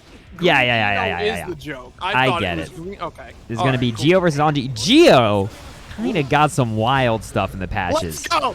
Geo finally got the buff she deserves. Y'all cowards should have been blocking her in the first place, and you couldn't. Now deal with this nonsense. Dude, I do feel like it's interesting where Geo getting buffed in this patch, I feel like does kind of ruin the narrative of nobody in Arxis doesn't watch any tournaments outside of Japan. Because Geo has been on a tear, and from Tokyo to Osaka, like across that entire country. But she done got buffs. Like, she is stronger.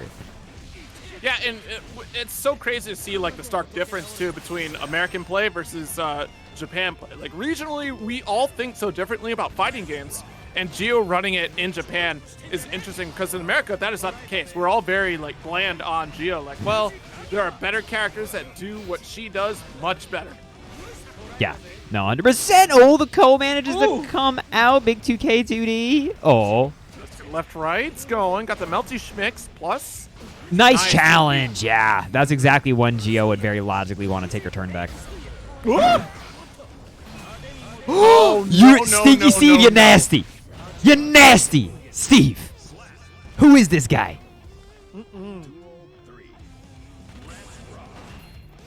Okay, nice. Got the dance out already. Ko Ender with jump dust should be able to get the shatter. Wow, what a full completion. I'm a little scared. No. Has Steve truly become vile enough to win a beginner cup? This is looking pretty gross right now. I've not worn deodorant since my first loss at this tournament. Dude. Oh no, that And dash until I cancel was have to actually wait no unfortunately more. just ran right under. Gonna YRC. This would be a huge comeback. Yeah. Oh. That's rough. I've been there before. Like you short yourself on the distance that Geo's dash can go, and then you end up whiffing your throw there. That's really unfortunate. 'Cause especially too, like she has that unique dash mechanic of just being able to increase the distance she goes. You can also change up like how soon you want to throw out like a button, whether it be like 5K, which is usually the go-to poke. You see a lot of players go for a heavy slash as well too, right? Just for the big counter hit, and then follow-ups are after. Also, yeah, sorry, we were talking about the Geo buffs, but also Anji, another character that also got pretty majorly buffed in this patch. Major, maybe a little too strong of a word, but the 5H stuff is really great for Anji. And most importantly, Baro. Fujin overhead is an EI slash now. It is like instantaneous. With that 2D, gonna be able to get him on in. Crofts, how's it going, dude? Hope you're doing well. Oh, no. We gotta stop this drill. See, drill is a great tool, right? But the problem is it telegraphs, especially at a full screen situation, so your opponent can react to it faster. Nice. Yeah, dude, Stinky Steve is doing such a good job at just controlling that mid-range against Geo, which is not an easy task. Like, she is moving and grooving and sticking out good buttons, so being able to hold it together. But nice delayed Gatlings from Hungry Moth. I think they're trying to figure out some of the defensive habits of Steve. Okay, there we go. Spend it. No!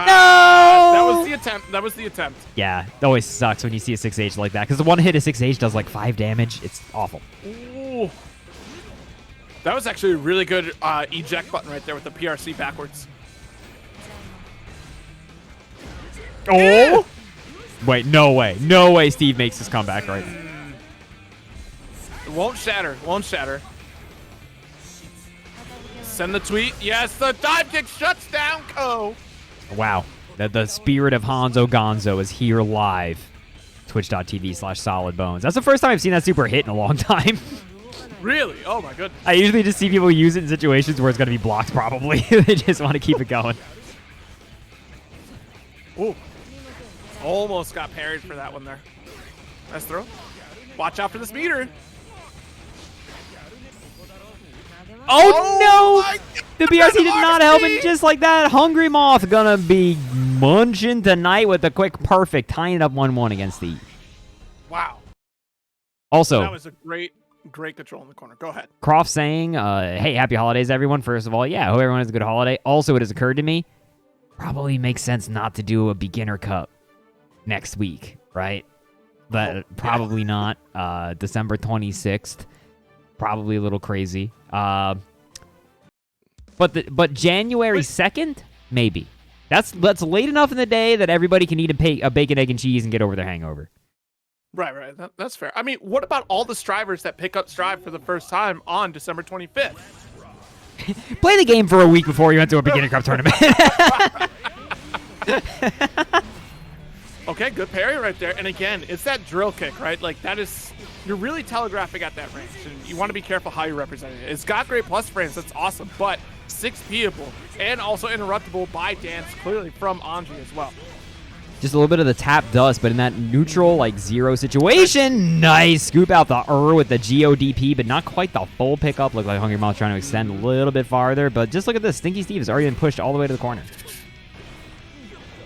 I'm so antsy about these drill kicks here. Like, it's absolutely terrifying to see. Just in raw neutral. Like, you had the speed of Geo. Like, utilize her fast buttons. Steve could have RC'd that to get the kill. Now you've got a very angry woman with a dog on her. Doing the funny new stuff? Oh no, went the wrong way! I think we could have got one more flip kick off of that and still would have been able to carry back over. Bro, she's got like Fist of the North Star combos. Oh, yeah. Absolutely. Nice, meaty drill. Oh, that's a big hit. No. Nope. Wait, hold up. There you go. Could have broken the wall with super, but, you know, charge dust is second best thing. Oh! Oh, no. Yep, gotta watch out for the Sanji buttons. 2S is gonna get jumped out, but the jump HS. I don't think I agree with that burst. That was like a pretty, like, you had so much life left as Geo there to try to make another comeback. So now you're entering this last round with no burst, but you push Stinky Steve to the corner. Never mind. I am the fool. This is looking good. No! Wait, no! The super! No! Okay. But a dash up throw or something very similar will close it out here. Stinky Steve would need a miracle. Wait, hold on. Is it a Christmas miracle? Oh, it's not a Christmas miracle. You've been visited by the Grinch of the FGC. Hanzo Gonzo himself gonna make an appearance. Gonna make that 2-1.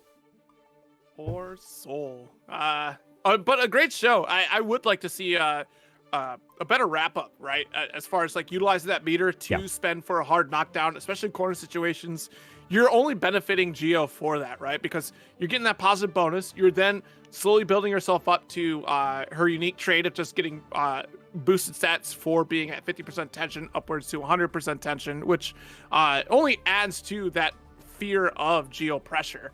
So, yeah, definitely take advantage of that and make sure you're following up for a hard knockdown with those overdrives.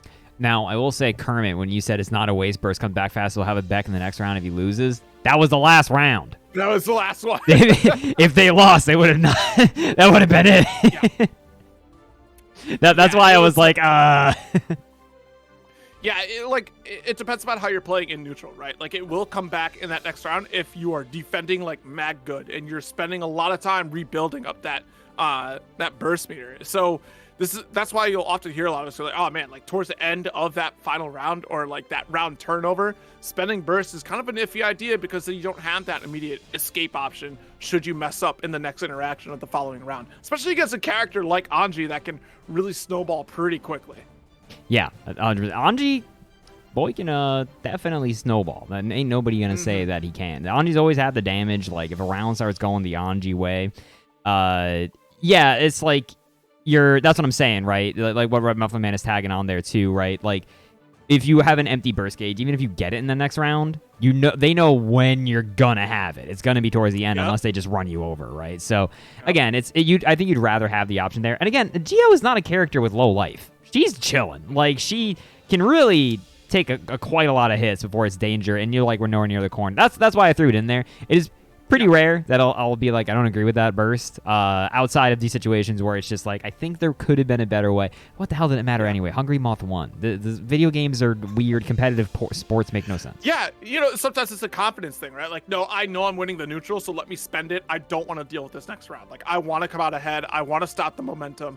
I want to maintain control. And sometimes that's the call as to why you'll see a burst in an interesting situation like that. Now, Tillian. has the fun stats. The only characters that have never won a beginner cup tournament are Giovanna, Happy Chaos, Jacko, Potemkin, and Bridget. And really quick, in this top 8 so far, we do indeed have a Giovanna and a Potemkin, minimum, and the winner side of top 8. And there's a Jacko stepping up to the stage right now, and they're fighting Lord Shrub, who, again, I don't know who Shrub plays. I don't think they have been on stream before. Yeah, that'll be interesting to see here. I'm just kind of like taking a gander here at how this bracket is shaken down here, too. And yeah, still got plenty of matches on the way, right? Like, let's real quick, if we want to do a casualty count, looking at the loser side. I see Box of Rocks has been knocked out by Arc of Taurus. I'm telling you, man, these Jin Kitsu fans in the chat, brutal out here. Box of Rocks is a homie. How could you do that to him? I see Auda is going up against Scoops. Auda did knock out Scargust, who we saw earlier. Catboy Culture is going up against DOSBox Falco. Catboy Culture did beat the Glue Guzzler. Down on the loser's side. You've guzzled your last bottle, Glue Guzzler. So Catboy Culture is now fighting that is a cacophony of names. Catboy Culture fighting DOSBox Falco. These are just words that I'm saying. Like, some names out here. Y'all are so creative. Dude, I'm telling you, the names in beginner bracket slay me. I can never recover from them. Everyone's gotten better at naming themselves. Did I ever tell you, Zero, the story of I was running a local tournament and we had Smash 64 there? And a family, and we had the good Smash 64 gamers there. They were there hanging out. We had like Boom Fan, a bunch of other people were there chilling. And this family shows up. And they're very cute. They're just a little family of boys, and their dad is there. And one of them, well, I say boys, but they must have been like 16 or so. And then the one of them is like, oh, I want to enter Smash 64. And I was like, okay, what do you want your name to be? And he was like, can it be anything? And I was like, yeah, it can be anything. And he writes it down for me and then passes it over to me. And he just wrote down Goku. And I was like, wow, this man got told he could do anything. And so he just named himself Goku. What a hero. You could be anyone you want to be right now. Who do you want to be? I want to be Goku. I want to be Goku. It's what he did. Oh my god. Poor Goku wandered in there and ran into the salty Splatoon and slipped on an ice cube. But I respect the Moxie regardless. We're getting into our next match, everybody. Shrub Show is going to be rocking the Anji Mito, and Mongu going to be the Jacko. Weirdo matchup. Ooh, what a run-up throw. 2 dust pressure to sandwich between the minion. Good call here from Mongu. Oh, that's going to be a code. Yeah, didn't quite get back the other way. I don't know if you could have picked up there. Maybe. This is really going to hurt. Nice. Got the plus frames off. Fan throw. Next thing's going to kill, dude. Ugh. There's Thing. Tough. Who doesn't appreciate Weird Al? I don't know, but if you find them, tell me, and they're not welcome in the stream anymore. One of my Twitch tags is... There are a lot of rules that are being added to this rule list. One of my Twitch tags is Weird Al appreciators, so sometimes people see it and they're just like, imagine not appreciating Weird Al. And I'm like, I know, right? But, oh, second quarter, that was definitely a misinput from Mongu, dude. They went to space. Pick up the 2D. There we go. Got the pick up low again. What are you standing up for, Shrub Show? Oh, wow. What a perfect timing on shield. Blew up that dance. Yeah, I can't believe that the Fujin like hit so far back that it actually hit the shield of the kid. That was wild. It's so weird. Nice 2D challenge. Oh! No, not far. Yeah, gotta be a little careful. That's the scary stuff, dude. Interrupting Anji during that is terrifying. Oh, no! He was still spinning. It looked like, I could be wrong, it looked like Mongo went to throw and he was too far? It looked like Jacko went like whack and like reached out for something. I'm not quite sure. It's quite possible. Yeah, I missed it. I missed the replay, unfortunately. So no follow-up for me. Damn. But, yeah, you got the strat, the replay up 5 seconds later. Oh, yeah. Always. How's it also, I mean, real quick, how's it going there, Anime Tootie Hunter? Thanks for stopping by the stream. I appreciate it. Thanks for being here at Weebcup. I see Hen Tidal Wave has inspired some folks over at our Hen Tidal Wave is pretty sick, not gonna lie. Oh! Okay, wait. Hold up. We getting some stuff started with the 2D. Hitting them, though. Now all the children are out. Okay, wait. Back throw. This is big. Yeah, dude, that improved overhead is actually crazy. Jeez Louise. So fast. It's crazy. It's like unblockable. Oh, God. Just getting duffed by the 6H. No pickup. 2S low. Gonna quickly tie it up. Oh, sorry. I accidentally gave a point to Mongo. I messed up. Shrub has the one. And Shrub is looking on a tear right now. Just a run-up throw. You can tell Mongo is a little sick of this feller spinning. Woo! Yeah, well, there's a throw right at you with the short hop. Okay, tries to go for Phantos. Oh, my goodness. Low. Got the pressure here, followed up by Minion. Yeah. Oh, my God. Dude, that spacing from Shrub was actually sick. He straight up, like, Celeste, like, platformed over that. But that's going to go straight through that Fujin. Wait. Yeah, he cannot get in the air fast enough. Duff. All right, that even things up a little bit here. Burst available here for Shrub. I think we hold on to this. Oh, okay. Shrub. You're a gamer. You're a gamer. Oh, my God. Forcing a burst out of Mongo. Is that a worthy trade? Who knows? Oh, my God. Committed to the run from Mongo. Dude, I can hear the theme of Kai in my head right now. Yeah, Under the sacred briars, I do the run-up throw. Oh, the big 5H. Okay, got the empty hop. There's a throw. Send the tweet. Overhead. Good. Yeah, this is a tough situation here from Mongo. Dude, Mongo has been spun one too many times. They are so sick of it. They are just running at him and throwing. But, oh, no, just like that. That should be that. I wonder if I was sensing just a skosh of frustration from Mongo towards the end there. It felt like all of their mid-screen pokes were just a little incorrect, all right? They kept getting spun. They kept getting Fujin. It kept defining the neutral. So you saw Mongo try to adjust and just try to grab this idiot, right? Like if he's not going to stop spinning, but unfortunately going to get the short end of the stick there. 2-0 for Shrub. So that does define our winner side top 8. That is going to be the Shrub Show. Oh my God, I'm going to mess up the name so many times. The Shrub Show going up against Hungry Moth. So it's going to be Geo Anji action. Again, because Hungry Moth had to be Stinky Steve. So this is like the ghost of Christmas past in the building. This is an Anji trying to avenge their fellow Anji. Whale of Fortuity on the other side of the winners bracket is going to be going up against Jelly Skelly. So that's going to be May versus Potemkin. Yes, we have 2 Anjis, and not just in top 8. Oh, no, yeah, in top 8. Yeah, sorry. No, you're correct. Loser side so far is getting a little more defined. I see Auta, who we saw earlier on this stream. Auta was the Eno, right? Yes, they were in the Biken. Yep. Yeah, they were the Eno. Auta, the Eno player, is sitting there waiting for the winner of Nafo and DOSBox Falco. Stinky Steve chilling also on the winner's side of the loser side bracket, waiting for the winner of Mongo and Hunky Door. Is Hunky also Anji? Who did they play? Oh my gosh, they played earlier. Oh, I'm so sorry. Sorry, somebody. Who did Hunky play? Oh, okay. No. So, yeah. Okay. Oh, Biken. Oh, okay, Biken. Zero, real quick, I'm going to remake the Strive lobby. If you want to jump away and get some water or whatever you want to do, this is the time to do it while I do so, okay? Okay, all right, you do that. Go ahead, remake it. Sick. I'm going to do that. I'm going to your camera is now off. Everyone is looking at my Discord profile picture. For those of you who don't know, whenever I talk in Discord, it kind of animates like that, and it's very funny looking. It's a good time. Okay, let me... It's the guy from King of Fighters 13, right? No, it's not. It's the guy from Miramasa Full Metal Damon, you fool. Oh, my goodness. I'm so sorry. How could you not know? Miramasa Full Metal Damon? Or Full Metal David Miramasa. I don't know why I said it the other way around, but yeah. I don't even think What is that? The visual novel. It's super sick. It's great. And you should read it. Trigger warnings. Many of them. Well, yeah, VN. So. Trigger warnings. Yes.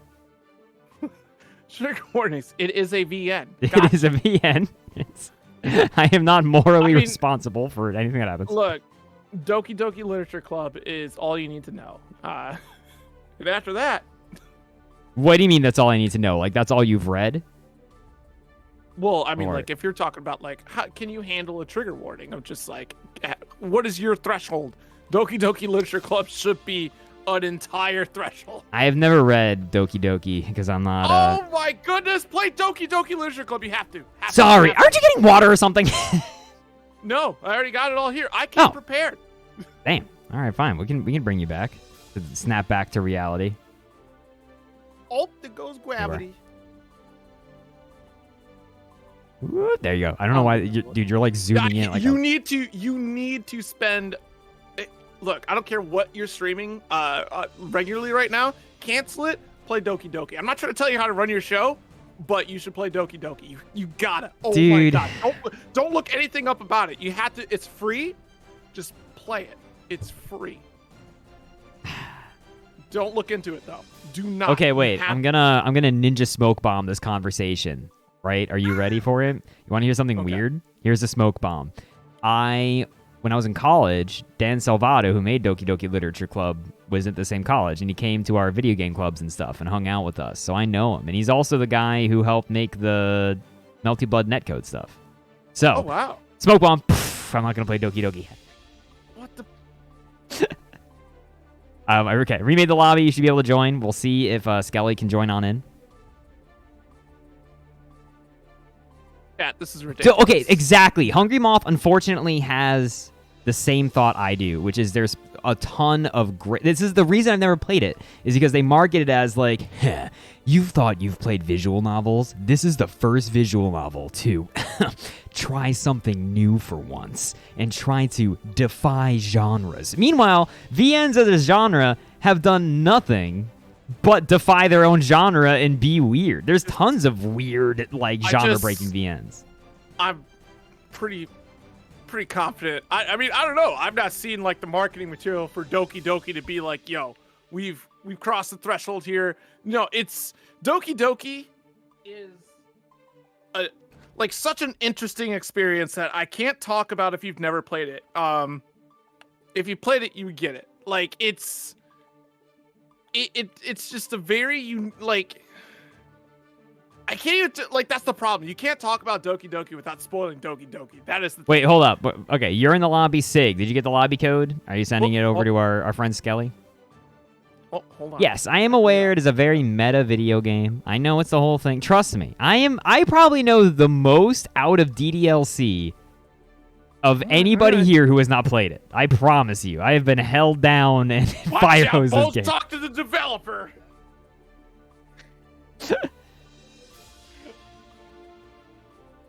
All right, fine. My big thing with VNs, and this is funny, right? Because as some of you may know, if you don't, I have really not watched a lot of anime at all. Like, I'm a fake Weebcup owner. I'm so sorry to everybody. My list of anime I've seen is like JoJo, Pop Team Epic, and like when I was younger, I watched Death Note and like some Inuyasha when I was younger, and that's about it. I really have not seen a lot of anime.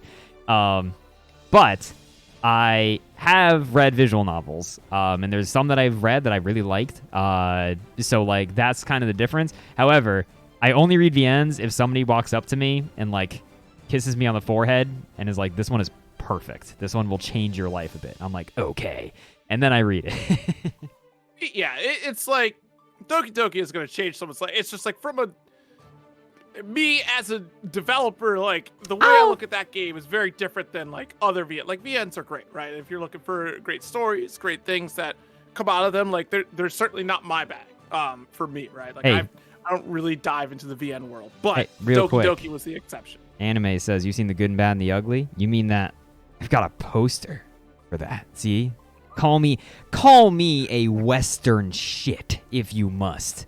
I don't think you've ever seen it. You don't think I've ever seen Good, Bad, and the Ugly? Think I'm just lying? I'm just pretending. The poster. I'm cultured. See, I got the poster. Like, I have a Redline poster. I got two, bitch. I got two Redline posters. Whoa. Right above me. Yeah, I got Redline. That's Kill Bill. That's the guy who did the philosophical Garfield essay on the pipe strip. These are my favorite movies. Yeah, no, I love Redline. I have the Blu-ray right here because I was just watching it with someone the other day. I mean, Redline is anime, right? So Redline, okay, if that counts, yeah, I love Redline. I always say if somebody asks me like, pretty what's your confident Redline is anime. It is. If someone ever asks me like, what's your favorite movie, I'll always say it's a tie between Kill Bill and Redline. I think they're both perfect in different ways, and I love both of them. Okay. Do I have a Pulp Fiction poster? This might sound weird. I'm not the biggest Pulp Fiction fan, and that's not really a knock against Pulp Fiction. It just didn't like grip me. Like I'm not the biggest like repper of that movie. I love Kill Bill. I love Reservoir Dogs. I liked Hateful Eight quite a bit, which I've heard people say they don't really like that one that much. I liked Hateful Eight a lot when I watched it. I'm just not the biggest Pulp Fiction fan. Or Inglourious Bastards. I'm not the biggest fans of either of those movies, really. Take this for what you will. Welcome to the anime stream. Sorry, if you'd prefer it, I can talk about, like, oh, bros, what were y'all watching last season? I saw the new Sword Art Online. You know, really, I watched it. I watched every episode as it came out. Man, let me tell y'all, it's really some game-changing stuff. I just can't wait for Attack on Titan to end. I gotta talk to people about it. So once it's over, thank God. Like, I can't wait to talk about it, because it's getting to a point where I don't remember why I'm so upset with it. Like, that's how long it's been. So it needs to wrap up, like now. Needs to wrap up like now?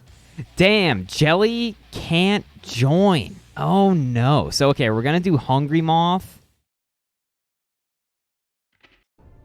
versus... Sorry, I was expecting the Jelly one. It's going to be Hungry Moth versus Shrub Show. Yeah, so we got another Geo taking a crack at the Anji.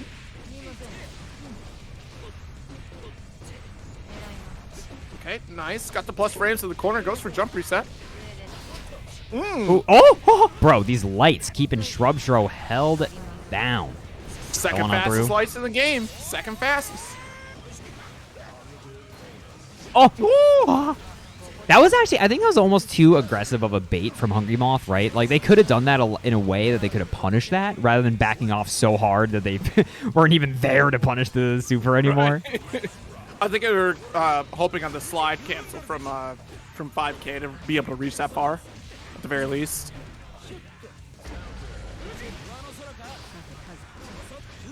Oh no, the overhead.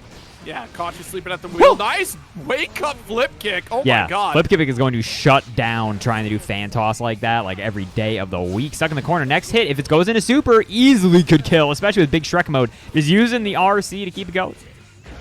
Woo!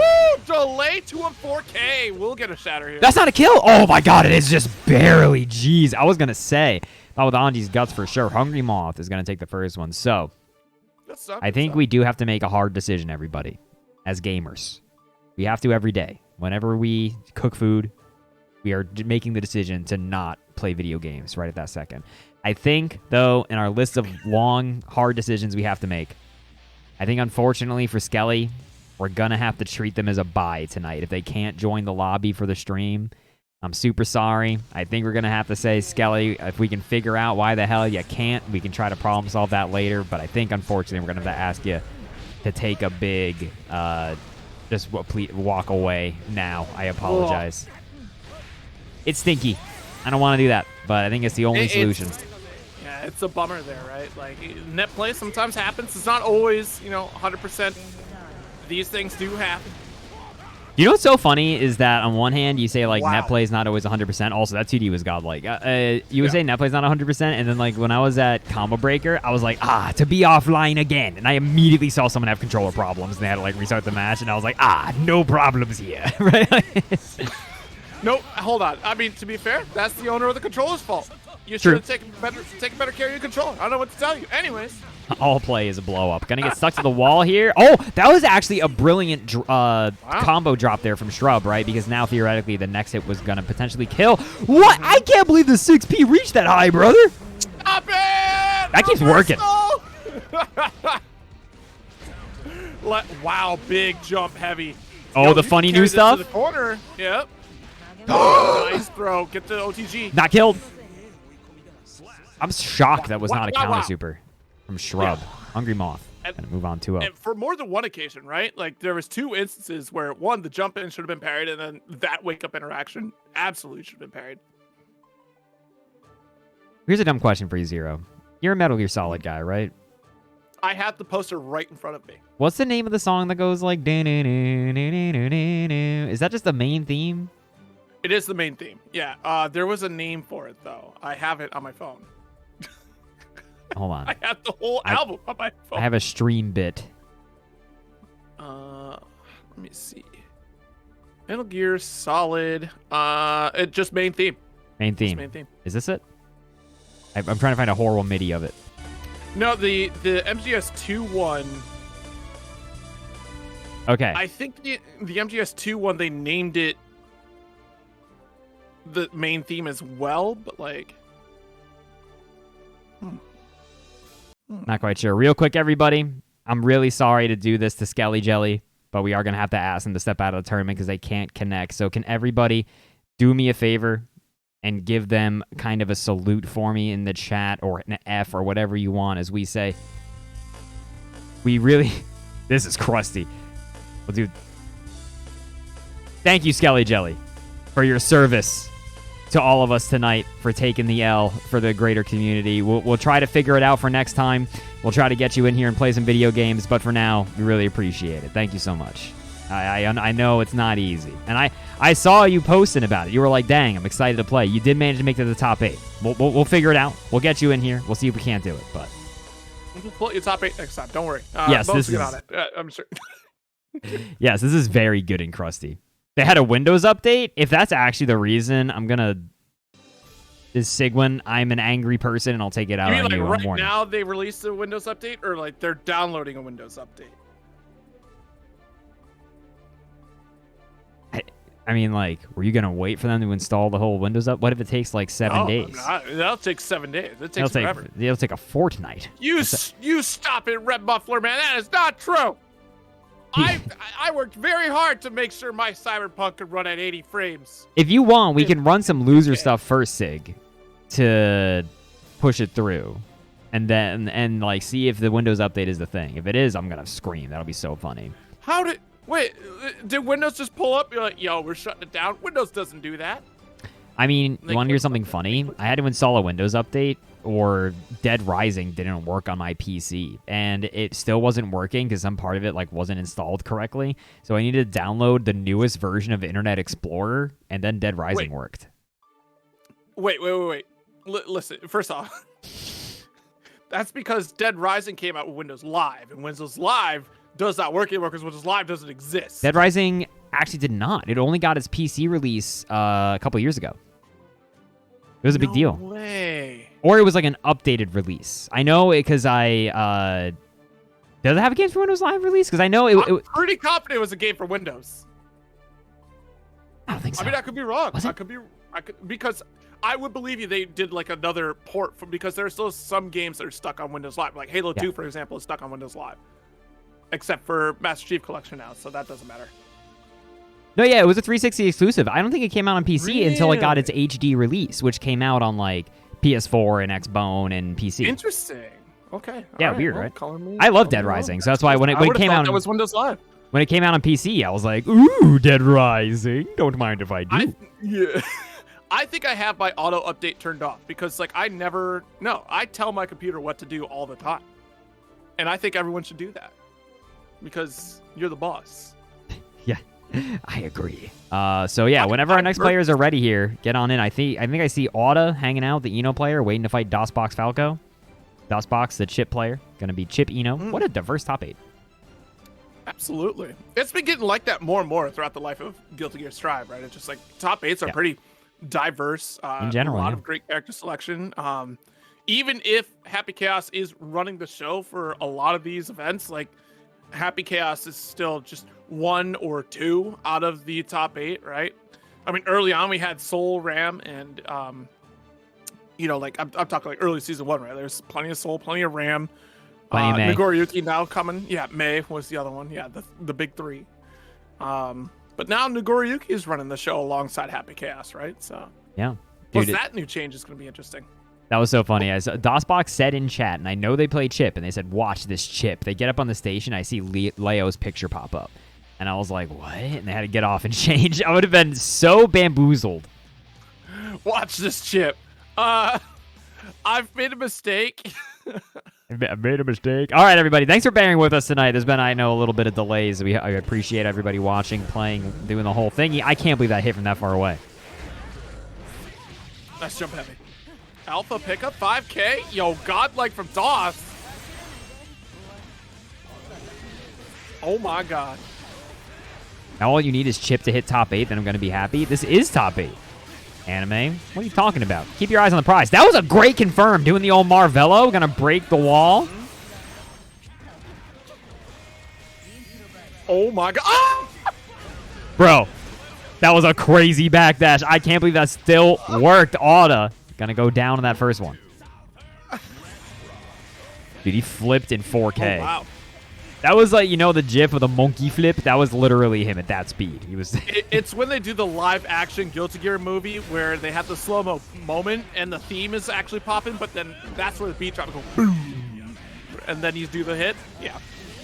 Oh, RC picking it up. Wow, good completion. All right, otherwise, great stuff for both players, really. Like, Auda not being shook by that first round. Phoning it up, trying to keep it going. A lot of great challenges, too, especially like on Clone as well. Like, that's actually pretty huge. That dive kick from Eno, the new one, is such... Jesus. It's such good space control from her in a way that she didn't have before. Everybody says she's always had that bounce. No, I just mean the changes that they made it basically a totally different move. Oh. Big block on that burst. Yeah, DOS is really in the head of Auda right now. Oh, dude. Why did they speed up Bonsai? Why'd they do it? Bonsai! Oda's got $50. Gotta be a little scared. This could be Stroker. Yeah, dive into RC. No, he's too short, boy. The 5P goes over his head. RC. Wow. Good old DOSBox Falco. Gonna be taking this first one over Lord Auto, who was looking super strong earlier on in the matches.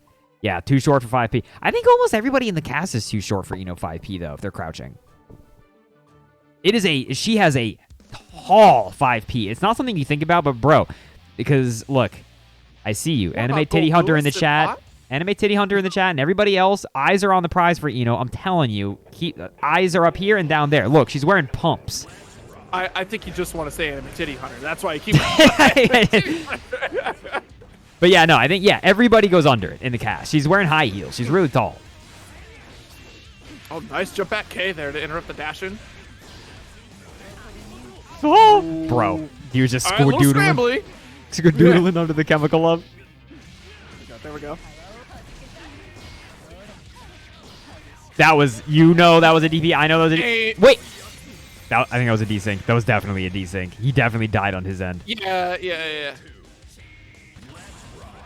Yeah, I think, we are DC'd right now. That's unfortunate. Wait, or did DOSBox's controller explode? What's happening? What? We may have had a controller mistake. Looks like DOSBox is now going in. DOSBox did have a controller malfunction, I think, of some sort or something. Maybe resynced up. Happening? Not sure, but it looks like Auda's willing to also just fight it back out. Okay. This is gaming. This is sportsmanship. This is wild. I'm all over the place. Like, I have no idea. Okay, wait. All right, everyone, time out. Bro, these Chip players, they're like, sorry, dude, I disconnected my controller. And then the second they regain control, they IAD and JH. Like, no, I don't want to redo that. Auto gets the point, I think. That seems like... Hold on. Let me see the lore. What are they saying? Let's get some deets. Because if that was like a con... No. Never mind. Sorry, I'm dumb. DOSBox wants to strike it. He says that the match did indeed stop. It just stopped existing for them. It wasn't like their controller broke or anything. The game, like, it was totally desynced on their end. Jelly Skelly made it into the lobby. The Windows update worked. Okay, so we'll let it be 1-1. 1-0. We'll let it be 1-0 as long as Auto's okay with it. Don't be okay with it. Take it. No, actually, you know what? No, yeah, we'll keep it 1-0 for DOSBox. This isn't... If it's whatchamacallit, a desynchy shit. Sorry, I had the brain worm. I had the brain worm there for a second that it looked like it was DOSBox's fault, but then it wasn't. The game just stopped making sense on their end. Yeah. That sometimes happens where like things get so out of sync. Like I've not seen it happen to me personally yet, but I've seen it happen in net play tournaments as well. Yeah, this is good drama tonight. Are you all excited Right? about this drama? Don't you love it when there's emotional turmoil? Nice. Emotional turmoil? Good God. No. Wait. I'm trying to be sound asleep tonight, not drowning my sorrows in. No, tonight, everybody, we're sitting wide awake, staring at the ceiling. DOSBox Falco is going to take that first round right now against Auda.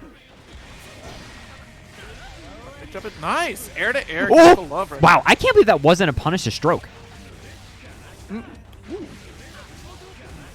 Yeah, blocking the Rekka, but a gentle punish, and actually managed to trade with Chemical Love. Bro, DOSBox is going in. They are... Yeah, he's caught. Not quite dead. Okay. All good, though. Got another round to work with.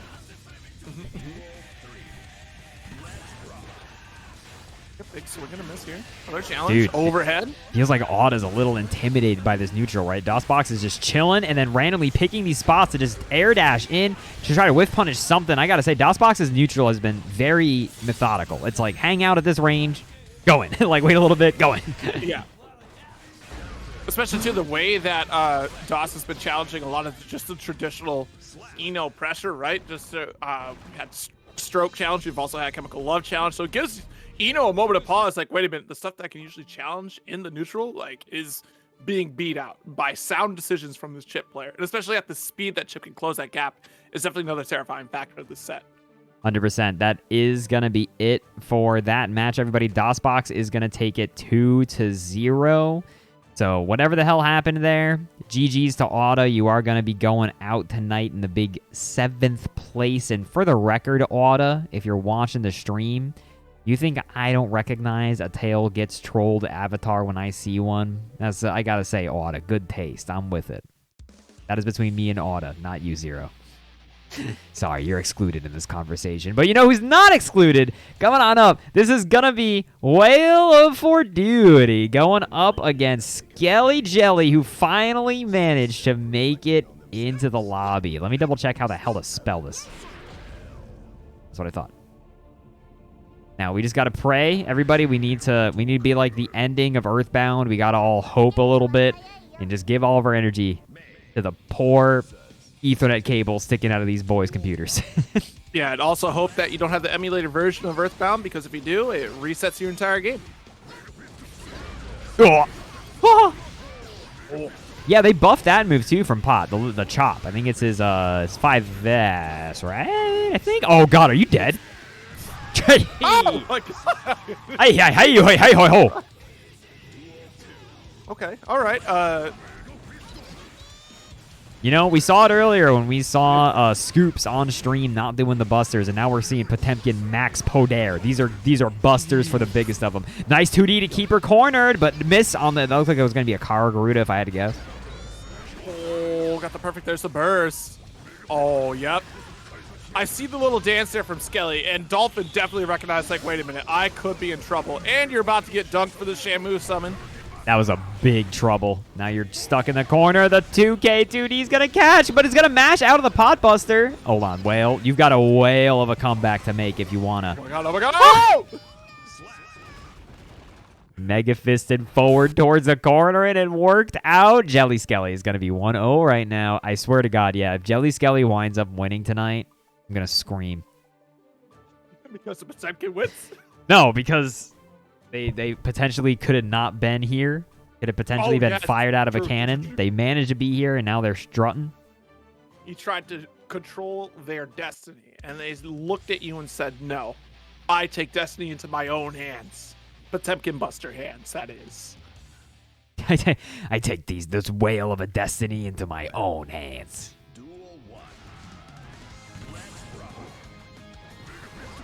Big Mega Fist, nice challenge, not significant though. Just a nice poke. I mean, hey, how you doing? Big ol' overhead kisseroonie. Oh man, this is damage. Ow.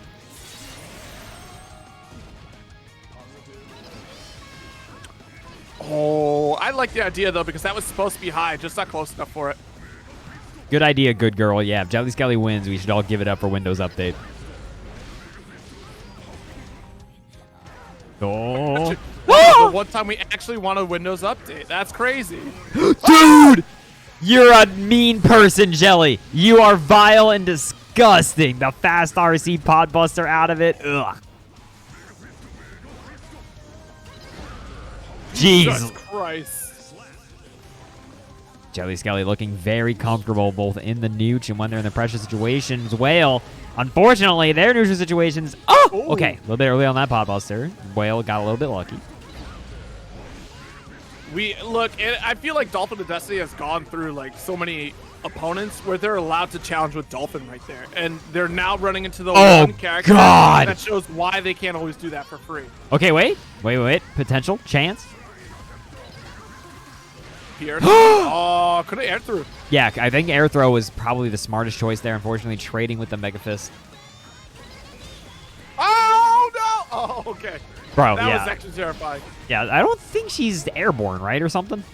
I don't think so. Wow, I can't believe that Heat Knuckle whiff, but that Barre back throw is going to do it. Jelly Skelly is going to cruise on to winners finals, just like that, over Whale of Fortuity. Whale of Fortuity is going to drop down to the losers out of the bracket, which does make our winners finals for the night. Hungry Moth and Jelly Skelly. Now, Jelly Skelly, normally when people end their matches, I say, like, leave the lobby. We want to have as few connection things happening. Don't leave.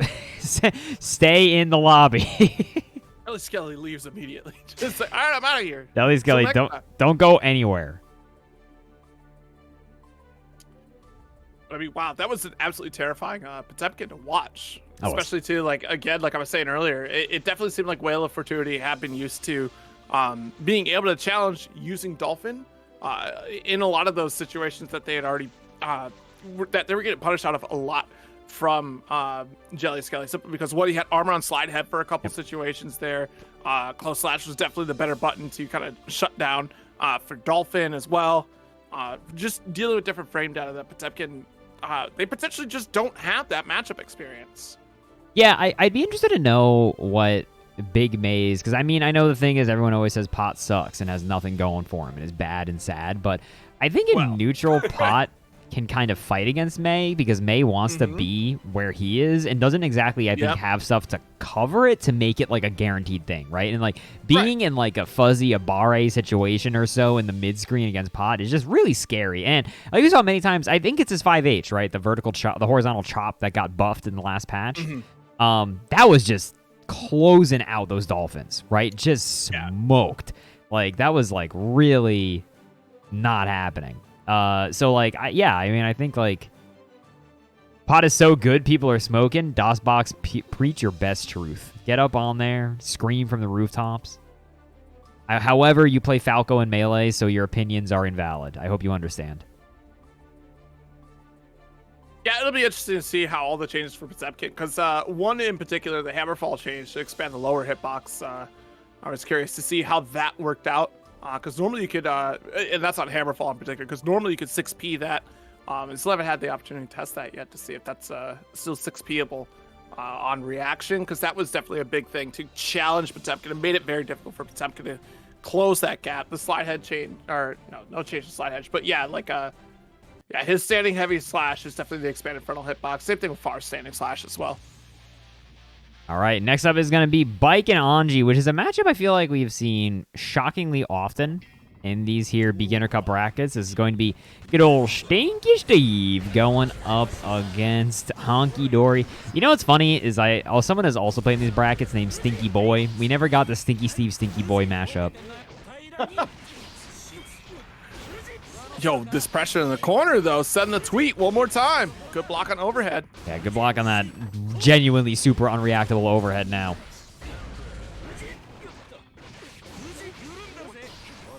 Oh no! Oh, wow. Good Abare throw. Is this going to be it? Is Hunky Dory going to hold on to the burst? That actually didn't kill. No way. If it was Red RC, they would have got that kill. You got to be a little scared. Biken can totally run away with stuff like this. Yeah, oh, a little bit of a Oki situation. Just kind of stuck against the wall, trying to spin right now. No way, dude. This just like this has turned into like an even game. Yep, there's the tatami mat. Oh my god, that's a wrap! Brother. Brother.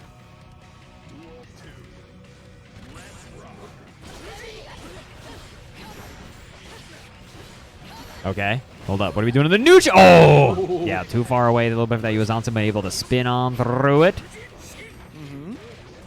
Throw the throw. Throwing again. Yep, and Leaving it up. do it again.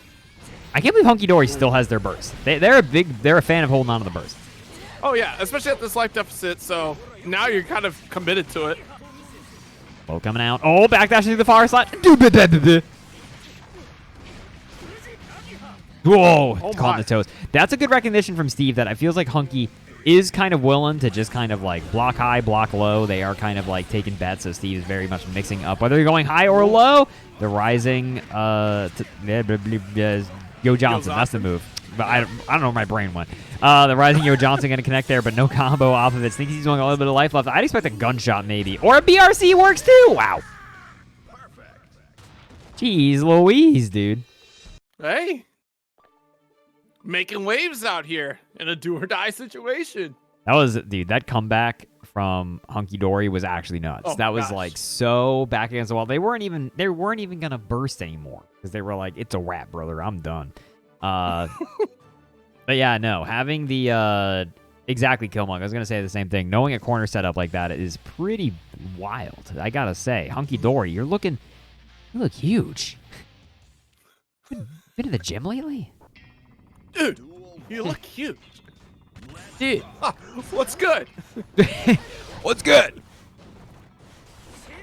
Oh, Oh wow, big challenge for close slash. Oh jeez, and still got to throw. Yeah, very odd situation too. Nice tech. oh no, dude. Wait, but Hunky. Oh my god. Hunky, What you is are a this bad round? person. Who the hell gold burst there? Hunky does.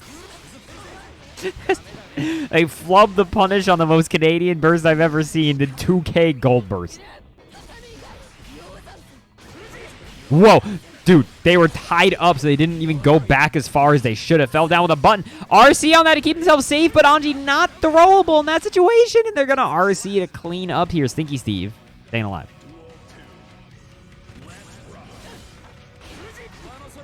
Good patience here. And lucky call out in the last round. Yeah, Hunky Dory is willing to just kind of wait this out. Oh, good Jeez, God. Yeah, already well set up with that tweet. Overhead not connect. Oh, God. Is that a super? Nah, not even blasting on through. Dude, Cinder, I was going to say the same thing. It's like, it's nice that the music decided to show up. DJ was late. He was stuck in traffic.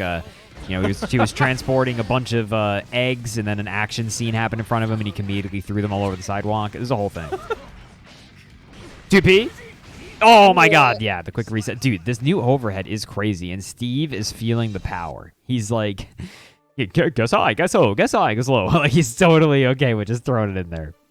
And it was so necessary for Anji too, right? Because before leading up to this patch, Anji was very much like a strike throw style character. Like, yes, had the Fujin series, but one glaring weakness was if you had a DP that was invulnerable, you blow up every option. And now we're seeing the state of Anji being able to challenge and really keep you guessing. Wait, my God, Muffler Man, you're right. This whole time, I forgot Chip's overhead got buffed, not Anji's. I was dumb. Anji's got buffed the last patch, right? Didn't it? Am I high?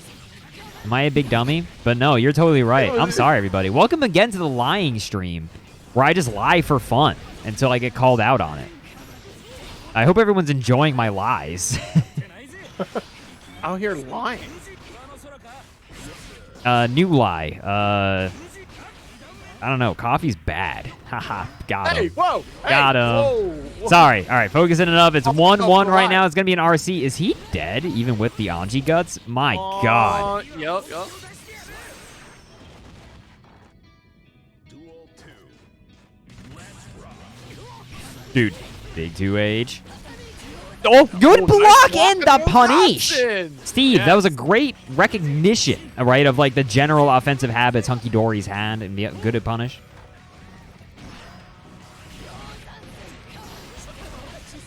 Oh, jeez. Dude, again, Stinky Steve is starting to develop stiff knees, I feel like. They're really starting to be like, you're just trying to hit me with Yo Johnson, aren't you? Oh, God. What was that goal burst, brother? Okay. Oh, really? Slash on a tweet? Okay. I jump heavy into Johnson. Are you dead? Super? Yeah, nice. Wow. Just excellent confirm here. That was a fantastic confirm. Hunky Dory is going to take it. They're going to take it over Stinky Steve 2-1. Stinky Steve is going to be going out. For some reason, my mind broke, and I couldn't remember what the hell the round counter was. I'm getting sillier and sillier as the night's going on. I was like, what's the name of a Viking joke? I'm like, it's okay. We'll get through everybody. Hunky Dory is going to take it over Stinky Steve 2-1. Is going to move on to fight Whale of Fortuity. And now I have to imagine before we do that, we are going to do probably our winners match first. Our Hungry Moth versus Jelly Skelly if I was a betting man, but potentially not. I don't know what order we do this in. I always forget. No, wait. I think you do it the other way around, right? Dude, what's happening tonight? I don't think I had enough coffee today. I think that's the problem. I didn't make coffee before commentary. It's because you just said coffee was bad, and the coffee in your body was like, oh, it's bad? We're out of here. It's going to be Shrub versus Fox. Yeah. Dude, so you're right. I don't know. It's like, you ever just, you're chilling. You're doing great. You're commentating some sick Guilty Gear matches. Just a wave of sleepy. It just, I don't know where it came from. See, this is why I stand. You get a whole different energy while standing. You're able to run around everywhere. Dude, that's the problem is that I would put my desk to standing, but I'm nervous because there's like a tight USB cable, and I need to like go under there and like rearrange everything, and it's like, oh my goodness. The last thing I need is to hit the big, like, raise the desk, and I'm like, we're going up every... And then the stream cuts out. And you're like, what happened? It's like, well, let's raise the roof, yo! Yeah. It just cuts just off. Dies. Rising. Rise up! Oh, okay. boy. We need to wake up a little. We need to... All right. Wake up, do some jumping jacks, stand and stretch, do what you got to do, drink some more water. We need some things that make me angry. I hate anime. Anime sucks. People who like anime, gross. Get them out of my chat room. All right, I'm in it. But we're playing Guilty Gear. Like, I don't... What? We're still lying, right? Please oh my say God. We're lying. There's the big old overhead. Again, that is the buffed overhead. That's the one that I was thinking about earlier that my brain just confused with the buffed Anji overhead, which did not happen. Chip got Bonsai buffed, which do be hurting. Oh, the cross of J. Oh, a little bit short on the Bonsai. I think DOSBox Falco might like this buffed overhead, but I can't tell. He's only done it 17 times this match. Okay, nice. Throw finisher here, too. Okay, big round start, jump in as well again. Oh, no, caught whiffing. You can't be doing that. You know that Doss is bobbing and weaving. Yeah, caught whiffing the throw after backdashing it off there. Oh, my God, you woke up 6P to beat the 6K. You are a gamer. The EI slash of a Bonsai. Bro, DOSBox is a full Rekka chain main. Okay, wait, stuck in the corner. Chip obviously can die very quickly here. Oh my God! Went through that? DOSBox, stop! Bro, I genuinely could not even tell when he got up there to hit him. It was such a short toss of the fan, like a little bit too low. Bro, he went up there so fast and was just hitting him. The fans did not connect, and so DOSBox, they're already up one right now over Shrub Shro. Shrub Shro. Shrub Shro? Shro Shrub? Shrub Shro. You get there. We'll get there. No, I'm waking up. I'm doing good. Shrub show. Shrub show. Yeah. Shrub show. Oh, just hit by like the last hit though. I don't really know what they could have really done off that. The overhead again, just kind of tagging. Good blocking the bonsai, no punish. Ooh. Oh my. Okay. Again, they're a full Rekka chain main. Good mash out of that command grab also. I think that's the first time they represented that. Uh-oh. This is Chip, baby. This is damage. Ow. That's a real mama kind of moment when you get hit by that. Oh, no. Okay. Got the jump 2K here. Yeah, zipping and zooming everywhere makes it very difficult to try to challenge these anti-air situations. Second hit of the JH is going to tag him. Dude, so many people get hit by the second hit of Chip's jumping. It's actually disgusting. Like, if he's just high enough to make it happen because so many people are used to fuzzy blocking. Exactly. Dude, unfortunately, that 2K clash, Chip is going to win it. DOSBox Falco is going to RC here. Weirdo combo they were going for. I wonder if they're going for Zoop Zoop. Oh, nice 6P there. Oh, 2K. Dude, I'd be so trying to scared of survive. Shrub mashing counter super. Oh, no. Wasn't able to block. Oh, and the There we OTG go. is going to be enough. DOSBox Falco is going to take it 2-0 over Shrub. GG's to big old DOSBox. Keeping it together. Shrub Show, thank you so much for playing tonight. You are going to be going out at this point in the tournament. You're going to be going out in the big 5th place. By the way, I don't think I made too big of a deal about it. Stinky Steve, you went out in the big 7th place. Great work. That's a bracket of 59 people for you to get A lot. all the way to the big 7th place for. So GG's. Shrub Show is going to be moving, or is going to be dropping out at this point in big 5th place. DOSBox is going to be moving on. Next up is going to be Whale of Fortuity, a.k.a. the Dolphin of Destiny, going up against Dolphin of Destiny. Dolphin of Destiny, going up Hunky Dory. I just keep thinking of Man of Destiny. You know, that's a track. It's a Gundam track. Y'all didn't know. 0083. I was just going along with it to keep the energy. I have no idea what we're talking about. What's a? Can you That's tell? what I was. Excuse me, sir. Could you tell me what is a gun dam? Is it like a dam to block water, but perhaps with a big gun on it? Something like that, Bones. Oh, Very much good something God! like You don't want to that. get counter hit by that, dude. Jesus Christ. That was just 6H to Dolphin and 6H again. Oh my God. Okay, wait. Hunky Dory though, prove they've got the gross stuff. Oh, bro, this is biking damned. What the hell was that, Whale? Oh my God, the punish on the burst. Dude, that looked like Whale was going to input super or something, and then their brain just stopped and they just threw. Like, Good 5P interrupt. Okay. Oh no, we gotta lock these confirms down here if you're Hunky Dory. the light cancel on. Oh, no whiff punish on that my 2H. God. That was Yeah, actually a little I'm vulnerable. surprised there's no Dolphin there. That Tatami got obliterated, dude. Good block. Oh no, you were standing. Yikes. Guard crouch on the big 6H. YRC's gonna work, but jumps away from the 2H before he can even keep her in block stun. This girl be jumping. Jesus. Bro, I gotta say, these Dolphins being -3 now. I don't. Why? Why? Why did that have to happen? I'm having beta PTSD. Like, just no. I don't want to go back to this nightmare. Please. That may indeed dodge the esports normal. I think May is esports. May got second at Back to Evo. season 1. I think she's esports, fellers. I'm sorry. She's up there. All right, good burst. Oh, big anti-air. This is huge. Jeez. Nice. Yeah. Oh my god. Now they're pick up. Trying to fish for that second hit because this gonna take the RC. I was gonna say I wonder if that was just gonna be some sort of confirm into Orca. Again, the big Ooh, great throw, great throw.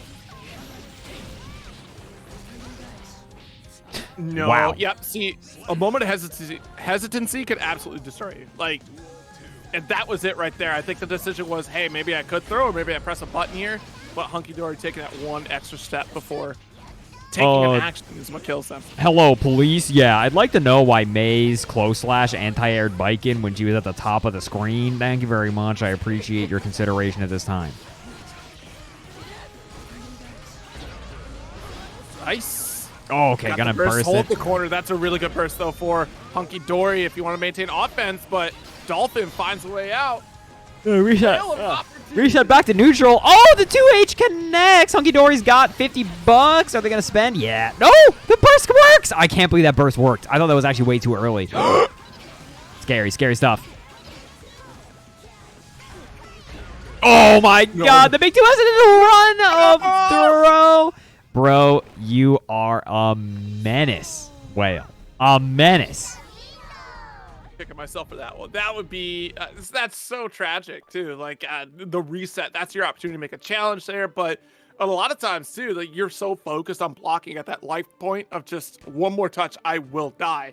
So you focus on that block, expecting, oh well, they know that I know. So yeah, dude.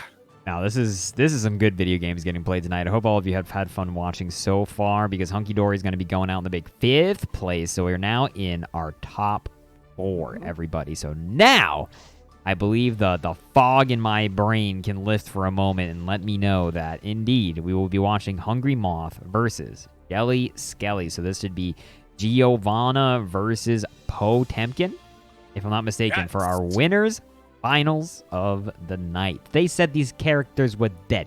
They said they was extinct, but here they is. Winners finals. yeah, poor Giovanna can't catch a break out here in the West. You know, she's definitely one of those characters, again, like I said earlier in this bracket, where there are other characters that handles her toolkit, but are better off. Her rushdown game is phenomenal. She has great normals and made much better now with this most recent patch as far as specials go. That flip kick change is probably the biggest buff for her in general, being able to challenge some situations that she wasn't capable of doing before that visually looked like should be winnable situations for her. So I'm really happy with those changes and curious, especially too, like the pickups.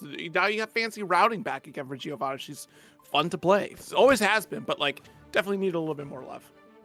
She's always been fun to play if you are a Wonder Bread enjoyer like me. You know, you're a big fan. I'm just kidding. I like playing Geo, but it's just always what I've called the general Geo pressure sequences and stuff are just very like, here come the mids, brother. Ooh, watch out. Hello. Watch out. You got to hold all this. I hope you don't let go of block here. I mean, really, I do hope you let go of block so I can hurt you.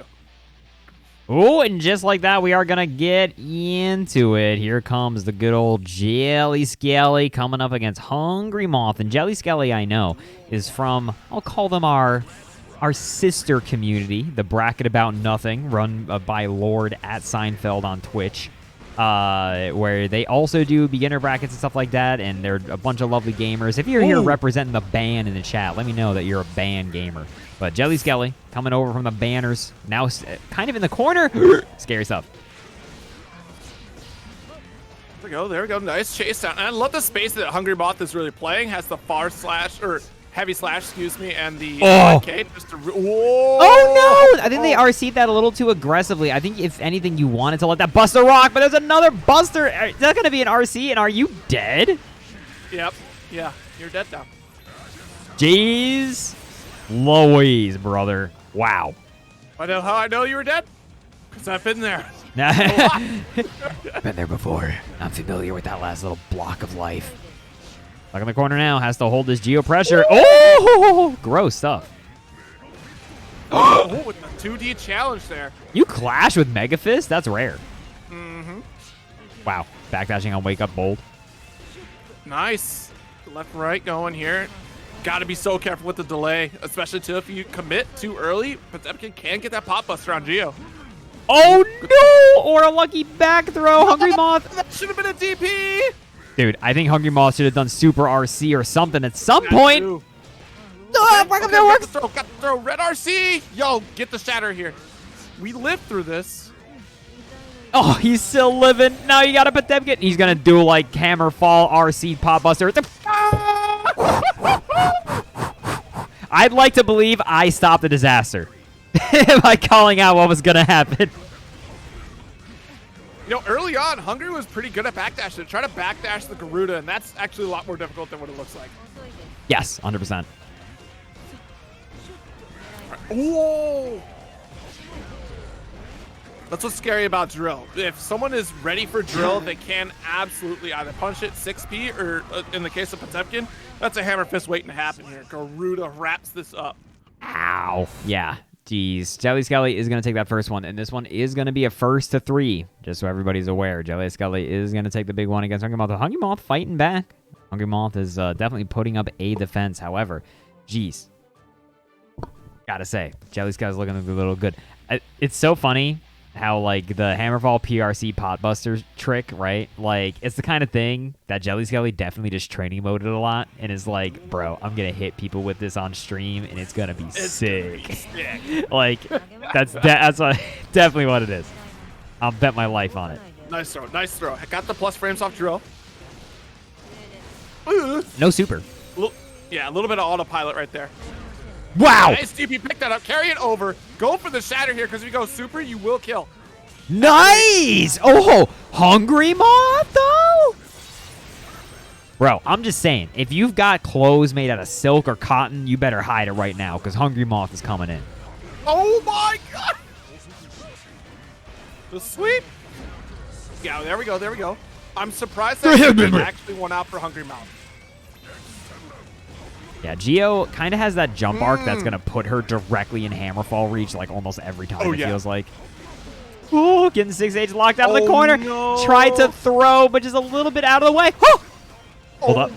Oh, my God. Oh, my God, the movement. Bro, what is happening? How did Hungry Moth avoid disaster? Okay, good couple backdashes right there. YRC, be careful here. Nice dash up throw. Any hit in a super can kill.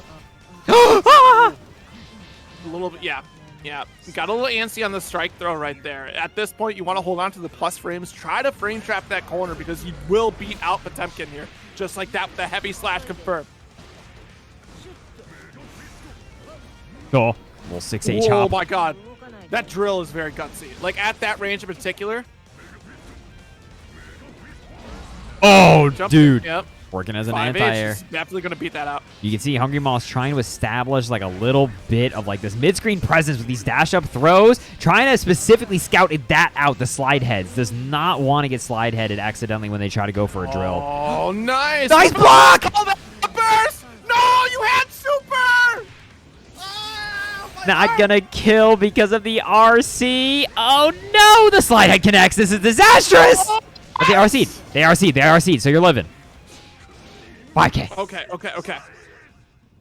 I gotta talk. Like, we have to be very careful with these drills because, again, Jelly is starting to recognize the pattern, starting to be able to react to these drills. You're seeing these hammerfalls come through, and the one thing you don't want is mega fists come through. You don't want to get caught by a mega fist when you're in drill startup. Not only that, it's 6P'able, right? You can also get challenged by 6HS as well. Like, those things will destroy drill.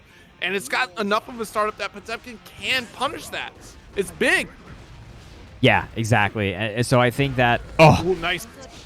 But I think one of the biggest things is just like we've seen it a bunch of times. Hungry Moth has like left opportunities off the table in the corner, especially try to bait a burst. Right there. Just take it. You had the meter. You had the crumple state. You needed one more touch and it would have gotten the shatter. Accidentally, I think just forward dash straight into the corner. I think they were trying to like dash and maybe put a DP behind it or something, but gets the juggle. They've got $100. This should be it. Ben, you should have. It's okay. It's legal. That's fine. We're good. You could have just done 6PRC, 6PRC, 6P, and it probably would have killed. It's okay.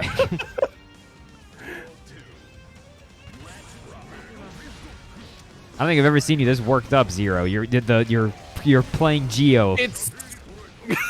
I'm watching, like, it's a hard fight. Like, I feel this fight because you can't make mistakes against Potemkin, and you can control the pace. And honestly, like, in this matchup in particular, when I don't see people punish drill and like this right here, you opted for backdash. Like, that's punish that all day. Geo should not be getting away with this.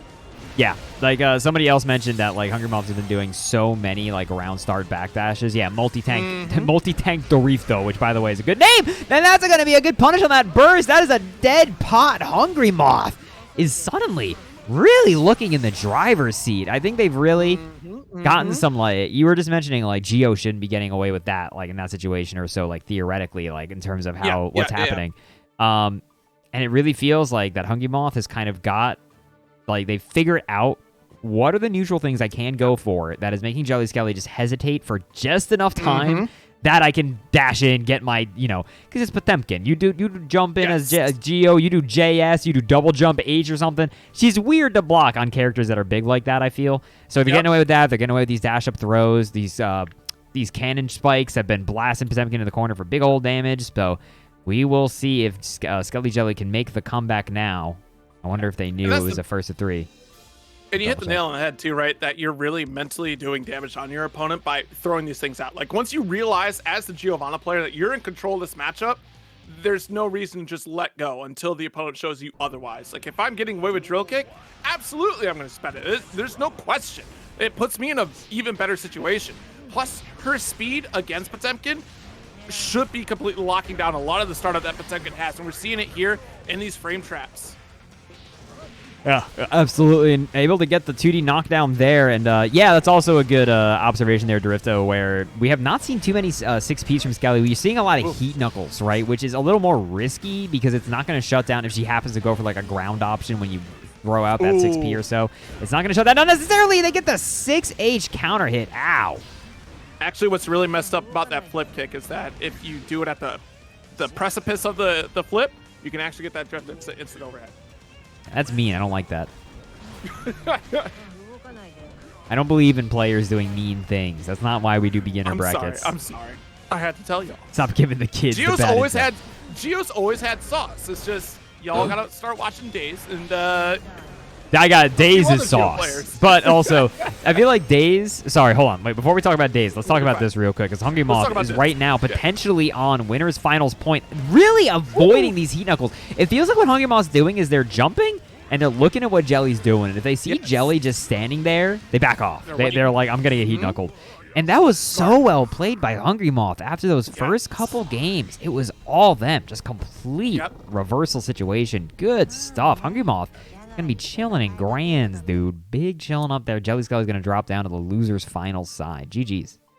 Yeah, that's the thing with Geo. Again, if you let Geo run her game plan, she can really just keep that ball going. And in this situation here, the big call out, right? Multi-tank hit the nail on the head. 6P is the bane of Giovanna's existence for all of her, like not all, but most. Heavy slash, 6P-able. 5K, 6P-able. Her far slash, 6P-able. 214K, drill. Literally, her move kit is 6P-able.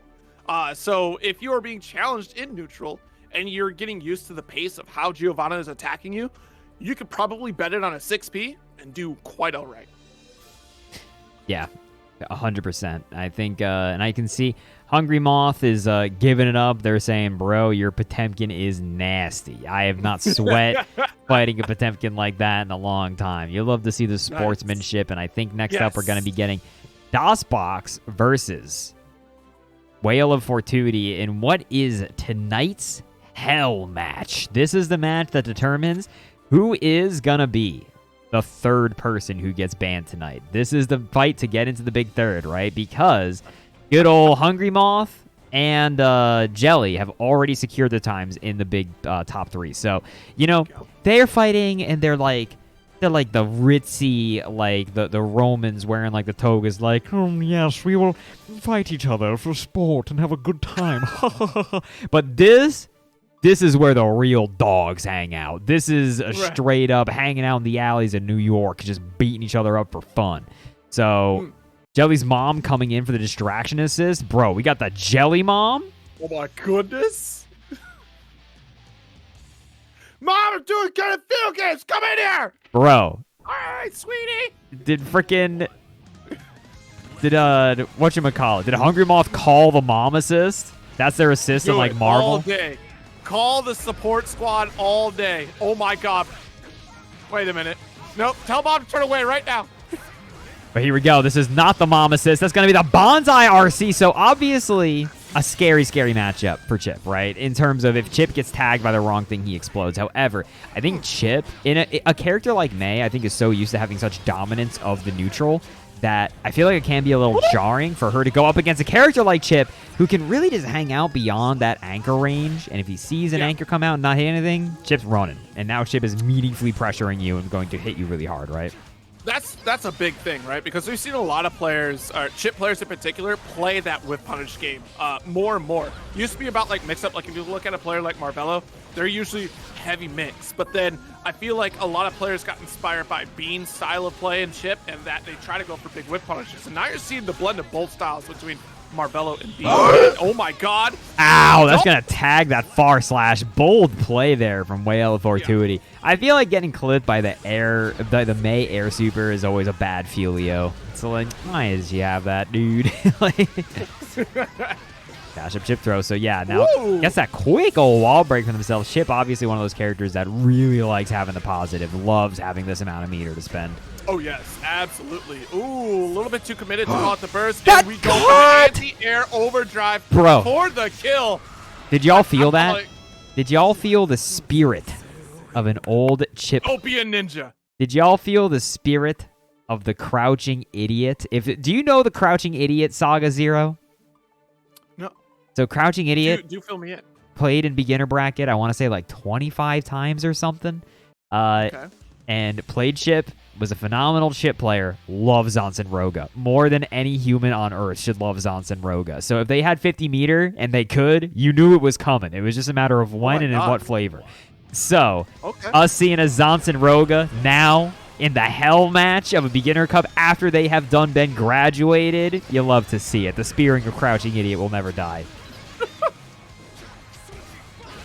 Oh, big overhead. Knocking it down, nice jump in. Ooh. DK's out the corner. DOS box. Oh, he's going. No! Yeah, he's going to get clobbered by that. That wasn't even a combo, and that was still like, ow. Right. Okay, got the jump too. Okay. Oh, yeah, that should have been a solid follow-up to get that shadow right there. I think okay would have been better than jump 2K. No, not quite dead. I feel like they could have been. They got $50. You got to be a little scared. Again, going for what you were talking about earlier, right? A little bit of that Bean style gets 5P'd for their trouble. Yeah, a little bit of that hanging out of the full screen. Dash up, dash back, dash up, dash back. Whoa! There's a throw. There's a throw. Oh. All right, tries to go for crossover. Great blocks here from Whale. This gets the 5P off that bonsai. Nothing really else behind it. That's going to be a burst block. Accidentally. She was just RCing it anyway. Brother, poor timing. Quick. Tied up 1-1. Okay. That's May. That's a May anchor right there. You know, I'm just imagining. You know that scene in Ghost where she's making the pot and the spirit of Patrick Swayze, I think is the name of that guy. Yeah. And he comes behind her and helps her make a pot. This scene. Yeah. Yeah, this scene. Oh, my God. This weeb over here. He doesn't know the scene from Ghost? Who doesn't know the scene from Ghost? Come on.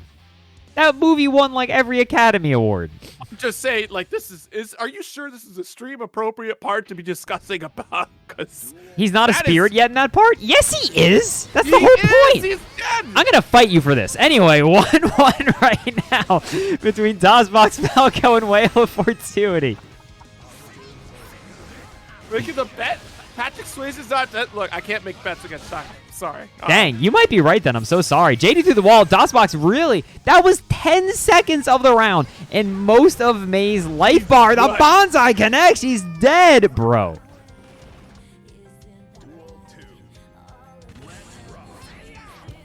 DOS only one round away right now, but obviously Whale could easily start making a comeback, but they're getting the toes exposed right now. These little lows, they seem so small, but they're so significant, right? In terms of how DOSBox has been using bonsai as basically just a footsies tool. That's going to be the quick Marvello. Is she almost dead? That's a shatter. Yeah, Jeez Louise. Okie dokie. But it's not going to... Oh, no. Didn't get the hit confirmed. Tried to go for the command grab. We're already swinging. And just an immediate burst from DOSBox. And then just trying desperately get this lady away from me. That was actually a punish. And the bonsai is going to chip. That's going to be 2-1. DOSBox Falco is going to win our hell match tonight. Whale of Fortuity. Great work tonight. Plays in the big 4th place. DOSBox is going to move on to fight Jelly Skelly, which is going to be freaking horrifying. Love that Chip is tossed out the mixtape. Like, yo, check me out on SoundCloud. Check me out on SoundCloud. MySpace. Okay. Chai Heart. What'd you do? Did you just knock something over? Yeah, I just beat the crap out of my mic. I chopped the mic down. Chihart. All right. Isn't the whole point of that scene is that he's a jost and she's feeling the jost and making a pot? Am I crazy? I'm pretty sure that's the scene. Like, we're talking about the inappropriate ghost scene, right? Where the ghost is. Isn't he a ghost? Is he not? Pretty confident he's a. Pretty sure he's a jost in that scene when they're making the pottery. I'm so like that's the joke they make in Family. Damn, Guy. Chihart's got receipts. Okay, I'm gonna. YouTube clip. All right, I'm gonna Well, open we this. can't confirm it because they used the actual body of the guy. So like, that was the beginning of the movie. No, don't they do it again where she's like making the thing by herself? That's what I'm saying. Don't they do it later in the movie too, or do they actually not? Are we just making? Do we Mandela effect this? Dude, I might have just made this all up. I'm so sorry. Oh my god. I'm just I'm getting exposed on all front. I'm exposed on the front of not being a weeb. And then also, I'm sorry, I haven't seen Ghost in a long time. Oh no. I just Mandela affected everybody. No. Maybe it was the intro. Maybe I just thought it was. Because how I really know it is like I know of the movie and I've not seen the movie, but I know of the scene. And then I really know it through Family Guy.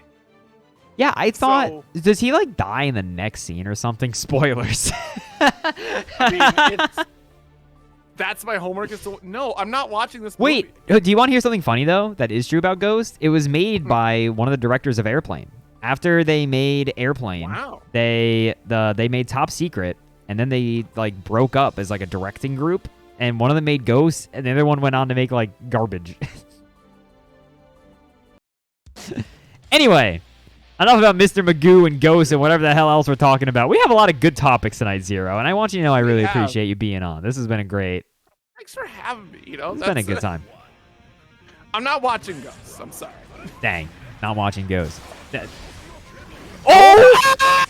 You are a bad person, Jelly Skelly. The immediate gold burst into the Hammerfall PRC Podbuster. Jelly Skelly's got 100 meter. He's got more in the chamber, dude. But DOSBox is not giving up. I can't. My heart. Oh my god, that was Did you all see that freaking jump scare that just happened? They're doing the BRC Podbuster. Yo, no, Jelly Skelly needs to be banned right now. You know what? I'm glad he made top 3. You are definitely banned. Dude. Get out of here. Oh, this is how did DOSBox Falco win that? How did they stay composed enough to win that? Because chip players are used to it. Chip players are like, you know what? Yeah, that's right. I'm chip. It happens. That's what I'm saying. That's a sign that DOSBox has truly become a chip player. He just looks in the mirror and he's like, I'm already dead. There is no life bar up there. It doesn't matter. I haven't looked at my life bar in years. Of a human. Like, that's all that they are. Oh my god, the shimmy wimmy. Bro, shimmied out a burst. That's a good catch for the day for you. Gonna quickly wall break. This has been like all DOSBox, it feels like, with the occasional funny by Jelly Skelly in the middle that does half health. Like, yeah. Oh my god. And you had the meter. Goes for the reset? No confirm? First hit of record. You gotta be a little spooked if you're DOSBox here. You're still like, gets their own command grab. They're gonna put one on the board despite Jelly Skelly playing so scary. Like, that was genuinely, that's like you could edit that and put like that horror movie sting, like just like over whenever they went for the Podbuster. That was so scary. Oh my god. The round, I can't believe it started like that. I can't believe it started like that and then continued like that. Did not stop. No, like for a long period, and then all of a sudden DOS is like, I'm just gonna kill you. Like, don't worry, I got this. Unswayed. Crazy stuff. Really good shout out to DOSBox there, staying composed and not letting it get too crazy. Blocking the bonsai. Unfortunately, of any character, you do not want Potemkin to block your bonsai. Please be kind to me. No. You know, I looked at Zero as I said that sentence, and now most of DOSBox Falco is gone. Nice punish on that back dash. You didn't even have to. There was nothing left. No, you had to. Bro. You had to. You could have just. It's about sending a message, Bones. You could have just hammerfalled him and he would have died a chip. Like. Nope. It's about sending a message. The message is die.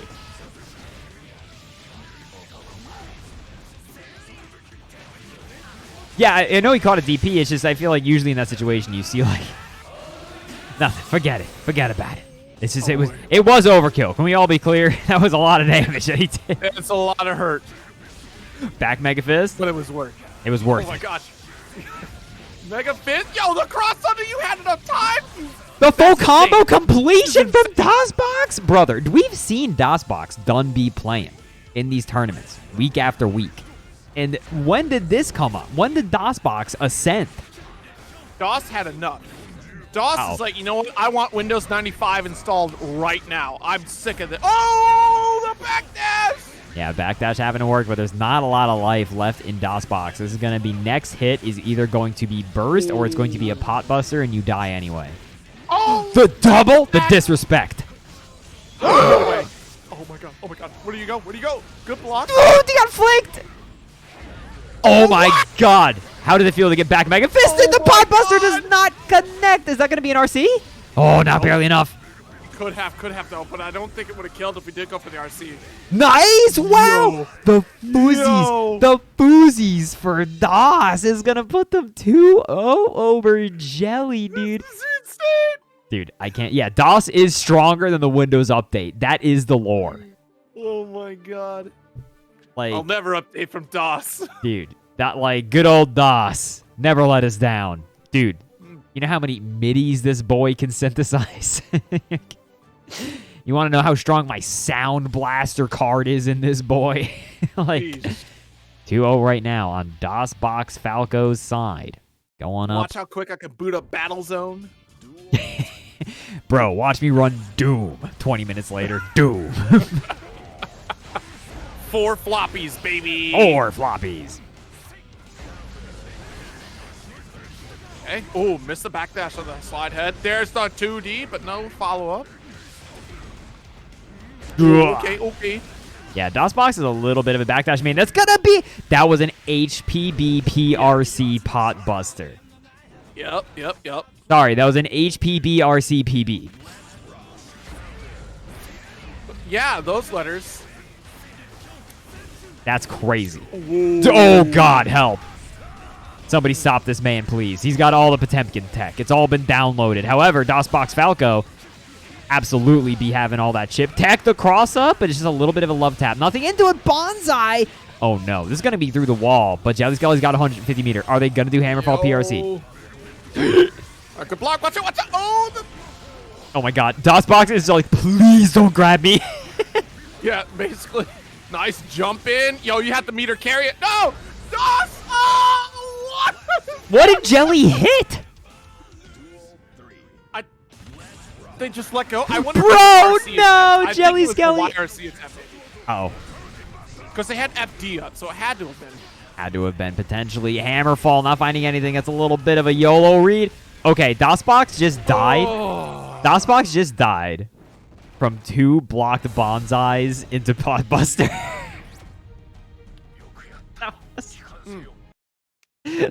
like number of mistakes. 2. Damage taken. 60%, 40%. Like, I have the receipts right here. It's how I printed out. I could make a goddamn pie chart of the damage you took in that round and where it came from, and there would be 2 slices. We have a line chart is what we have. We don't need a pie chart. We need a line. On the left side, it's how often you messed around. The bottom is What you're going to find out. It is what you found out, what you discovered. Another gold burst from Jelly Skelly, and they whipped the DP into their old gold burst. We are fully loaded. 2 gold bursts, and immediately the first round. Ooh. God take the wheel. Hey.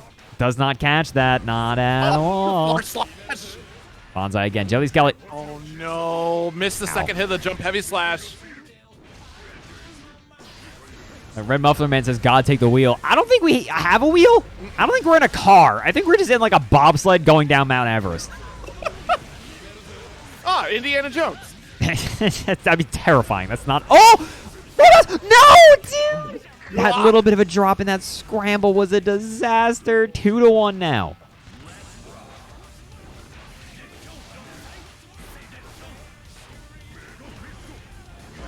Make a fist. Nice. 2D. Gonna have to hold the Garuda.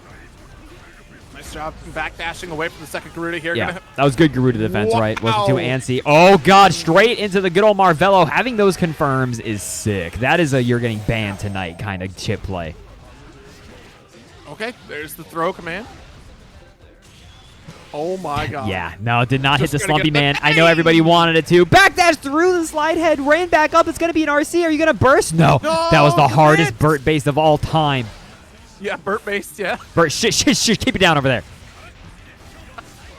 And that's going to be the low. Okay, DOSBox is now on match point right now against Jelly Skelly. Can Jelly Skelly find that early momentum that they need or just those couple of punishes?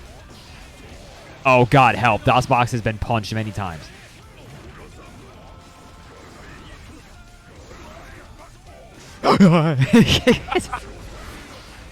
Telling you, dude, it's terrifying. Oh, I think, was that attempted at an air throw? I can't imagine they meant to jump up butt.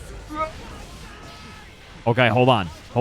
There's the, yep, there's our alpha here. Oh, already a little bit too plus after that one. Nice jump in here. Has meter to carry if you need to. Oh, The alpha cross up, no combo. Oh, the bonsai connected, cross under. Yep. Oh, God, it's going to come down to, no! Oh! It No! was supposed to be jump D. It was supposed to be jump D. And still, we got it here. My God.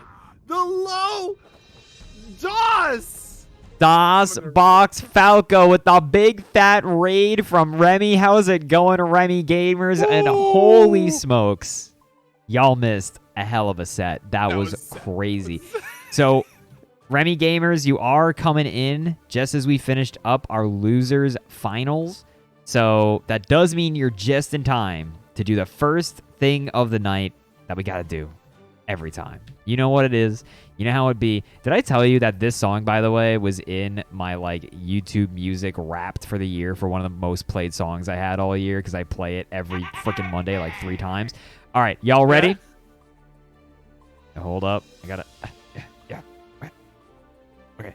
Wait, hold on. Zero, Sand. Ready? Stays... Okay. Ready? Okay. To the illustrious Skelly Jelly. Everybody, please pull out your 07s now. You are going to be going out tonight in 3rd place after almost not being here at all due to connection issues. We managed to weather the storm of the lobby netcode and, you know, magnetism waves over the Atlantic Ocean or whatever the hell was happening to get to the big 3rd place tonight with the Potemkin. And I gotta say, the second I saw you do Hammerfall PRC fast into Potbuster, I was like, they're getting out. And here we are. You are indeed getting out tonight in the big 3rd place. You are banned for good. Thank you so much for playing tonight. We are going to be moving on, everybody, to our grand finals of the night, which is going to be between Hungry Moth and DOSBox Falco. Holy free holies, dude. I can't believe we got Geo up against Chip out here. Geo Chip. Now, this is interesting. I'm trying to remember. You try to remember. Tell me. I'm trying to remember. I don't know if Daze plays Geo in this matchup. I think Daze picks Kai. I don't think they pick Geo in this matchup. There's a couple matchups where Daze just doesn't do it with Geo. Right. And I think this might be one of them. Obviously, this is Chip Geo. Does Daze pick Geo against Chip? I think they pick Kai. I could be wrong, but I think I've seen them pick Kai in this matchup. Yes, no, Kai. Yeah. Definitely pick Kai. Okay. So, yeah, this is a tough matchup for Geo, right? Just like, he fast.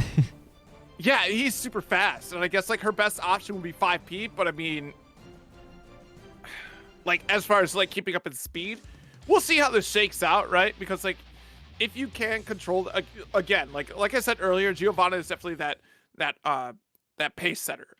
If she does have control, then she's going to be just fine in this matchup. But Chip can very much make it a problem for Geo Wow. with that DP. What a 6H knee. carry. For the record, also, everybody, as we're going into this is going to be our grand finals for the night. I have not asked y'all to make any noise this whole time. Do me a favor. If you are excited to watch this here grand finals between Hungry Moth and DOSBox Falco, please, for the love of God, spam some emotes or something. What's your worst emotes? I want to see them now. That's going to be a 6H chain real quick like. Hungry Moth, you know all that good shit we just spoke, Zero, where we were like, matchup's basically unwinnable. Giovanna can't do anything about it. 100% all that. Looking good. 100%. looking good so far. Yeah, no, I see what you're saying. Like, it's hard for her to anti-air chip. I mean, especially with the type of buttons that Chip has. 5P would be a great tool to use against Chip, especially just anti-air properties, flip kick as well. But yeah, no, that's a tough call, especially. I mean, you could see like his bonsai. Dude, that's another one. That chip movement was crazy. DOSBox is actually playing Ninja Gaiden Blackout here. He just went up the wall, jumped off, got the cross up. Dash up throw. That looked like that was a DP, right? Am I crazy? Well, no, it was DP, and then the Geo expected a burst to happen, so then we just threw. I didn't see a punish come up, so. Oh, I don't know. Then dang, Hungry Moth. You could have been right. I might have missed the punish, but. Hungry Moth, 1-0. That was really fast. By the way, Wii Sports, thank you so much for the big 5 months. I hope you're doing good, Wii Sports. Hope life is good. Hope you know at the tennis court or the golf court, wherever you are, hope it's going well. Did you ever see in Summoning Salt made a video about like Wii Sports speedruns? Did you see in the golf speedruns they actually hit it at the flag and then it smacks into it and drops into the hole, which I imagine is pretty hard. That's pretty precise. That is very precise. I played a lot of Wii Sports golf, and that is to beam the flag. I've seen it happen, but that's crazy. Also, DOSBox saying in the chat, "Ouch." Yeah, it's okay. Walk it off. You got it. Yeah, Geo's a slugger. That's for sure. She says she's a 9-iron of a character. Gonna throw in the corner. This is scary now, right? Oh God, that could have like been killed. Yeah. Back the other way. The 2K. Yeah, I think that was going to be a flip kick attempt. What? He did that. Reverse status. Wait, did the command grab whiff and then he threw her? She threw him, or did she throw him out of the command grab? Am I high? No, it was the first one. Okay. It whiffed, right? Yes. Okay. Not crazy. I thought for a second, I thought it was like, is that a weird one like Leo where it doesn't have grab invul? But no. But now DOSBox, you committed. You're dead. Oh my Jeez. God. Oh my God. Ow. I'm sorry. Shit. DOSBox now saying in chat the very clarifying statement of fun fact. I have no idea what to do with this character. I mean, 6P. 6P is huge. Like I said earlier, 6P. This was the winners finals match where I talked about it. 6P, these approaches from Giovanna. That's a big weakness that she has. All right. Well, just like that, already on tournament point. Hobo Ninja says no coaching. Bro, this ain't got any of those official rules. I say coaching, absolutely. Everything short of handing your homie the controller is allowed. Because, oh boy, unfortunately, DOSBox Falco again catching the receiving end of round start and also that wall break start. And to be fair, we don't know if they got the volume on. But this is notes for later. For when you launch this back, understand. True. Oh, command grab. Hold on, DOSBox. Really running it in here. Oh, 6K, great. That was a block in the YRC. No, that had to be a punish. And just doing another one for the boys. No. Tech on the throw. Wow, what defense from Hungry Moth. And unfortunately, that whiff punish from DOSBox. And that's going to be forced to use the RC on the bonsai, but actually jumping away off of the JH. Real.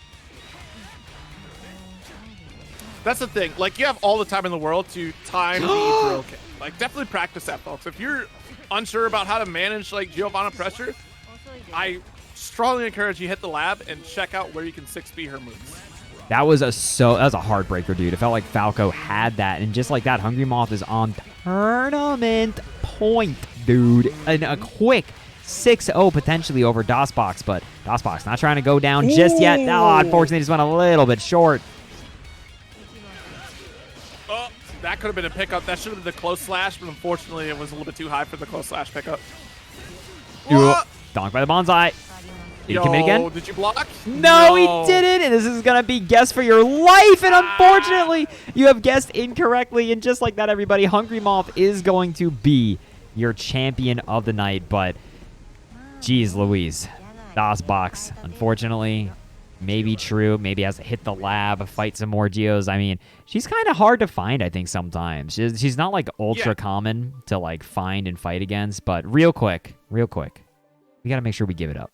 Because DOSBox did do some great stuff leading up to this, right? Yes. DOSBox, Absolutely. Let's the piano.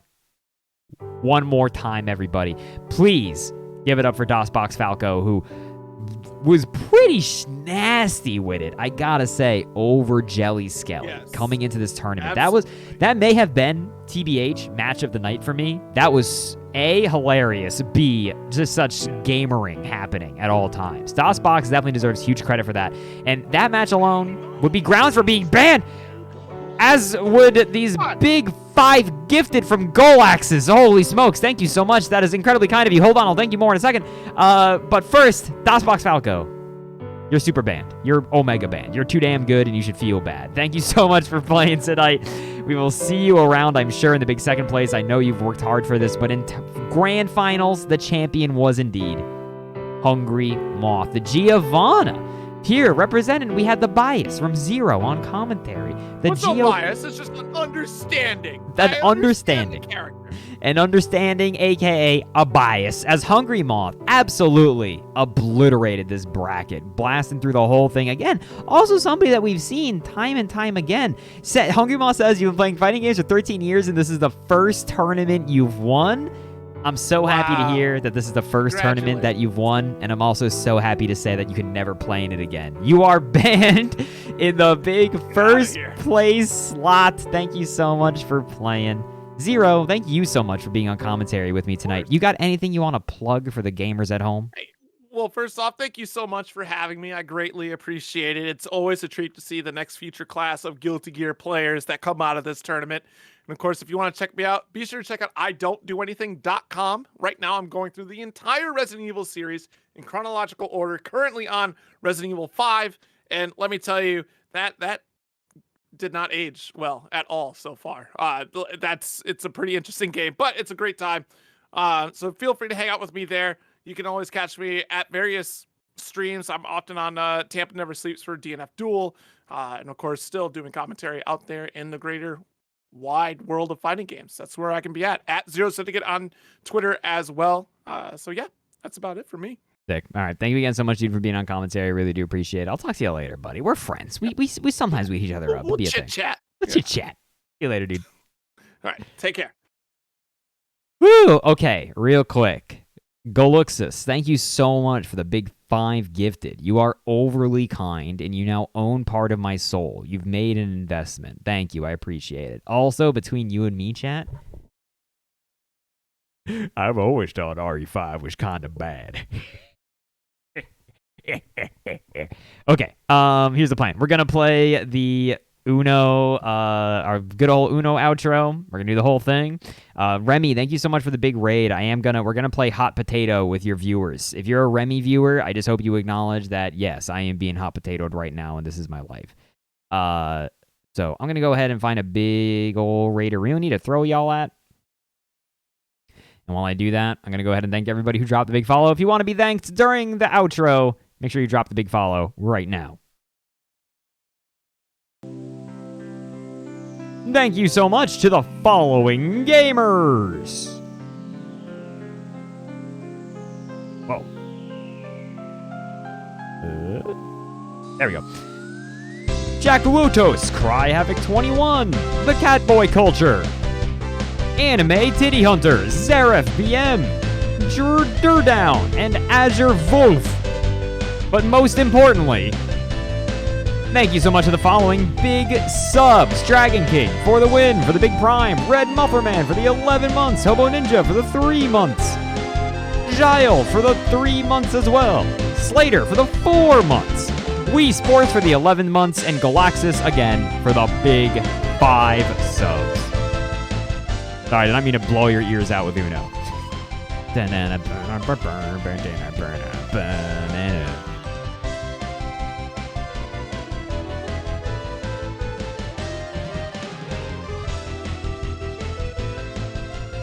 And remember, everybody, no matter how hard it gets, we will always have Uno.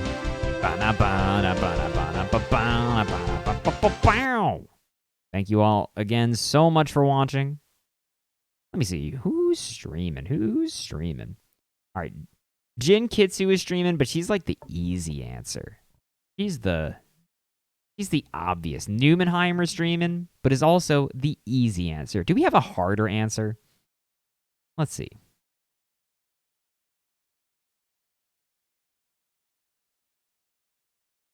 Shimada's streaming. I've never rated Shimada. Do we like Shimada? Of course you like Shimada, Ark. You're a VTuber fan. I'm just kidding. I don't know where that came from. That sounded so much meaner as I said it.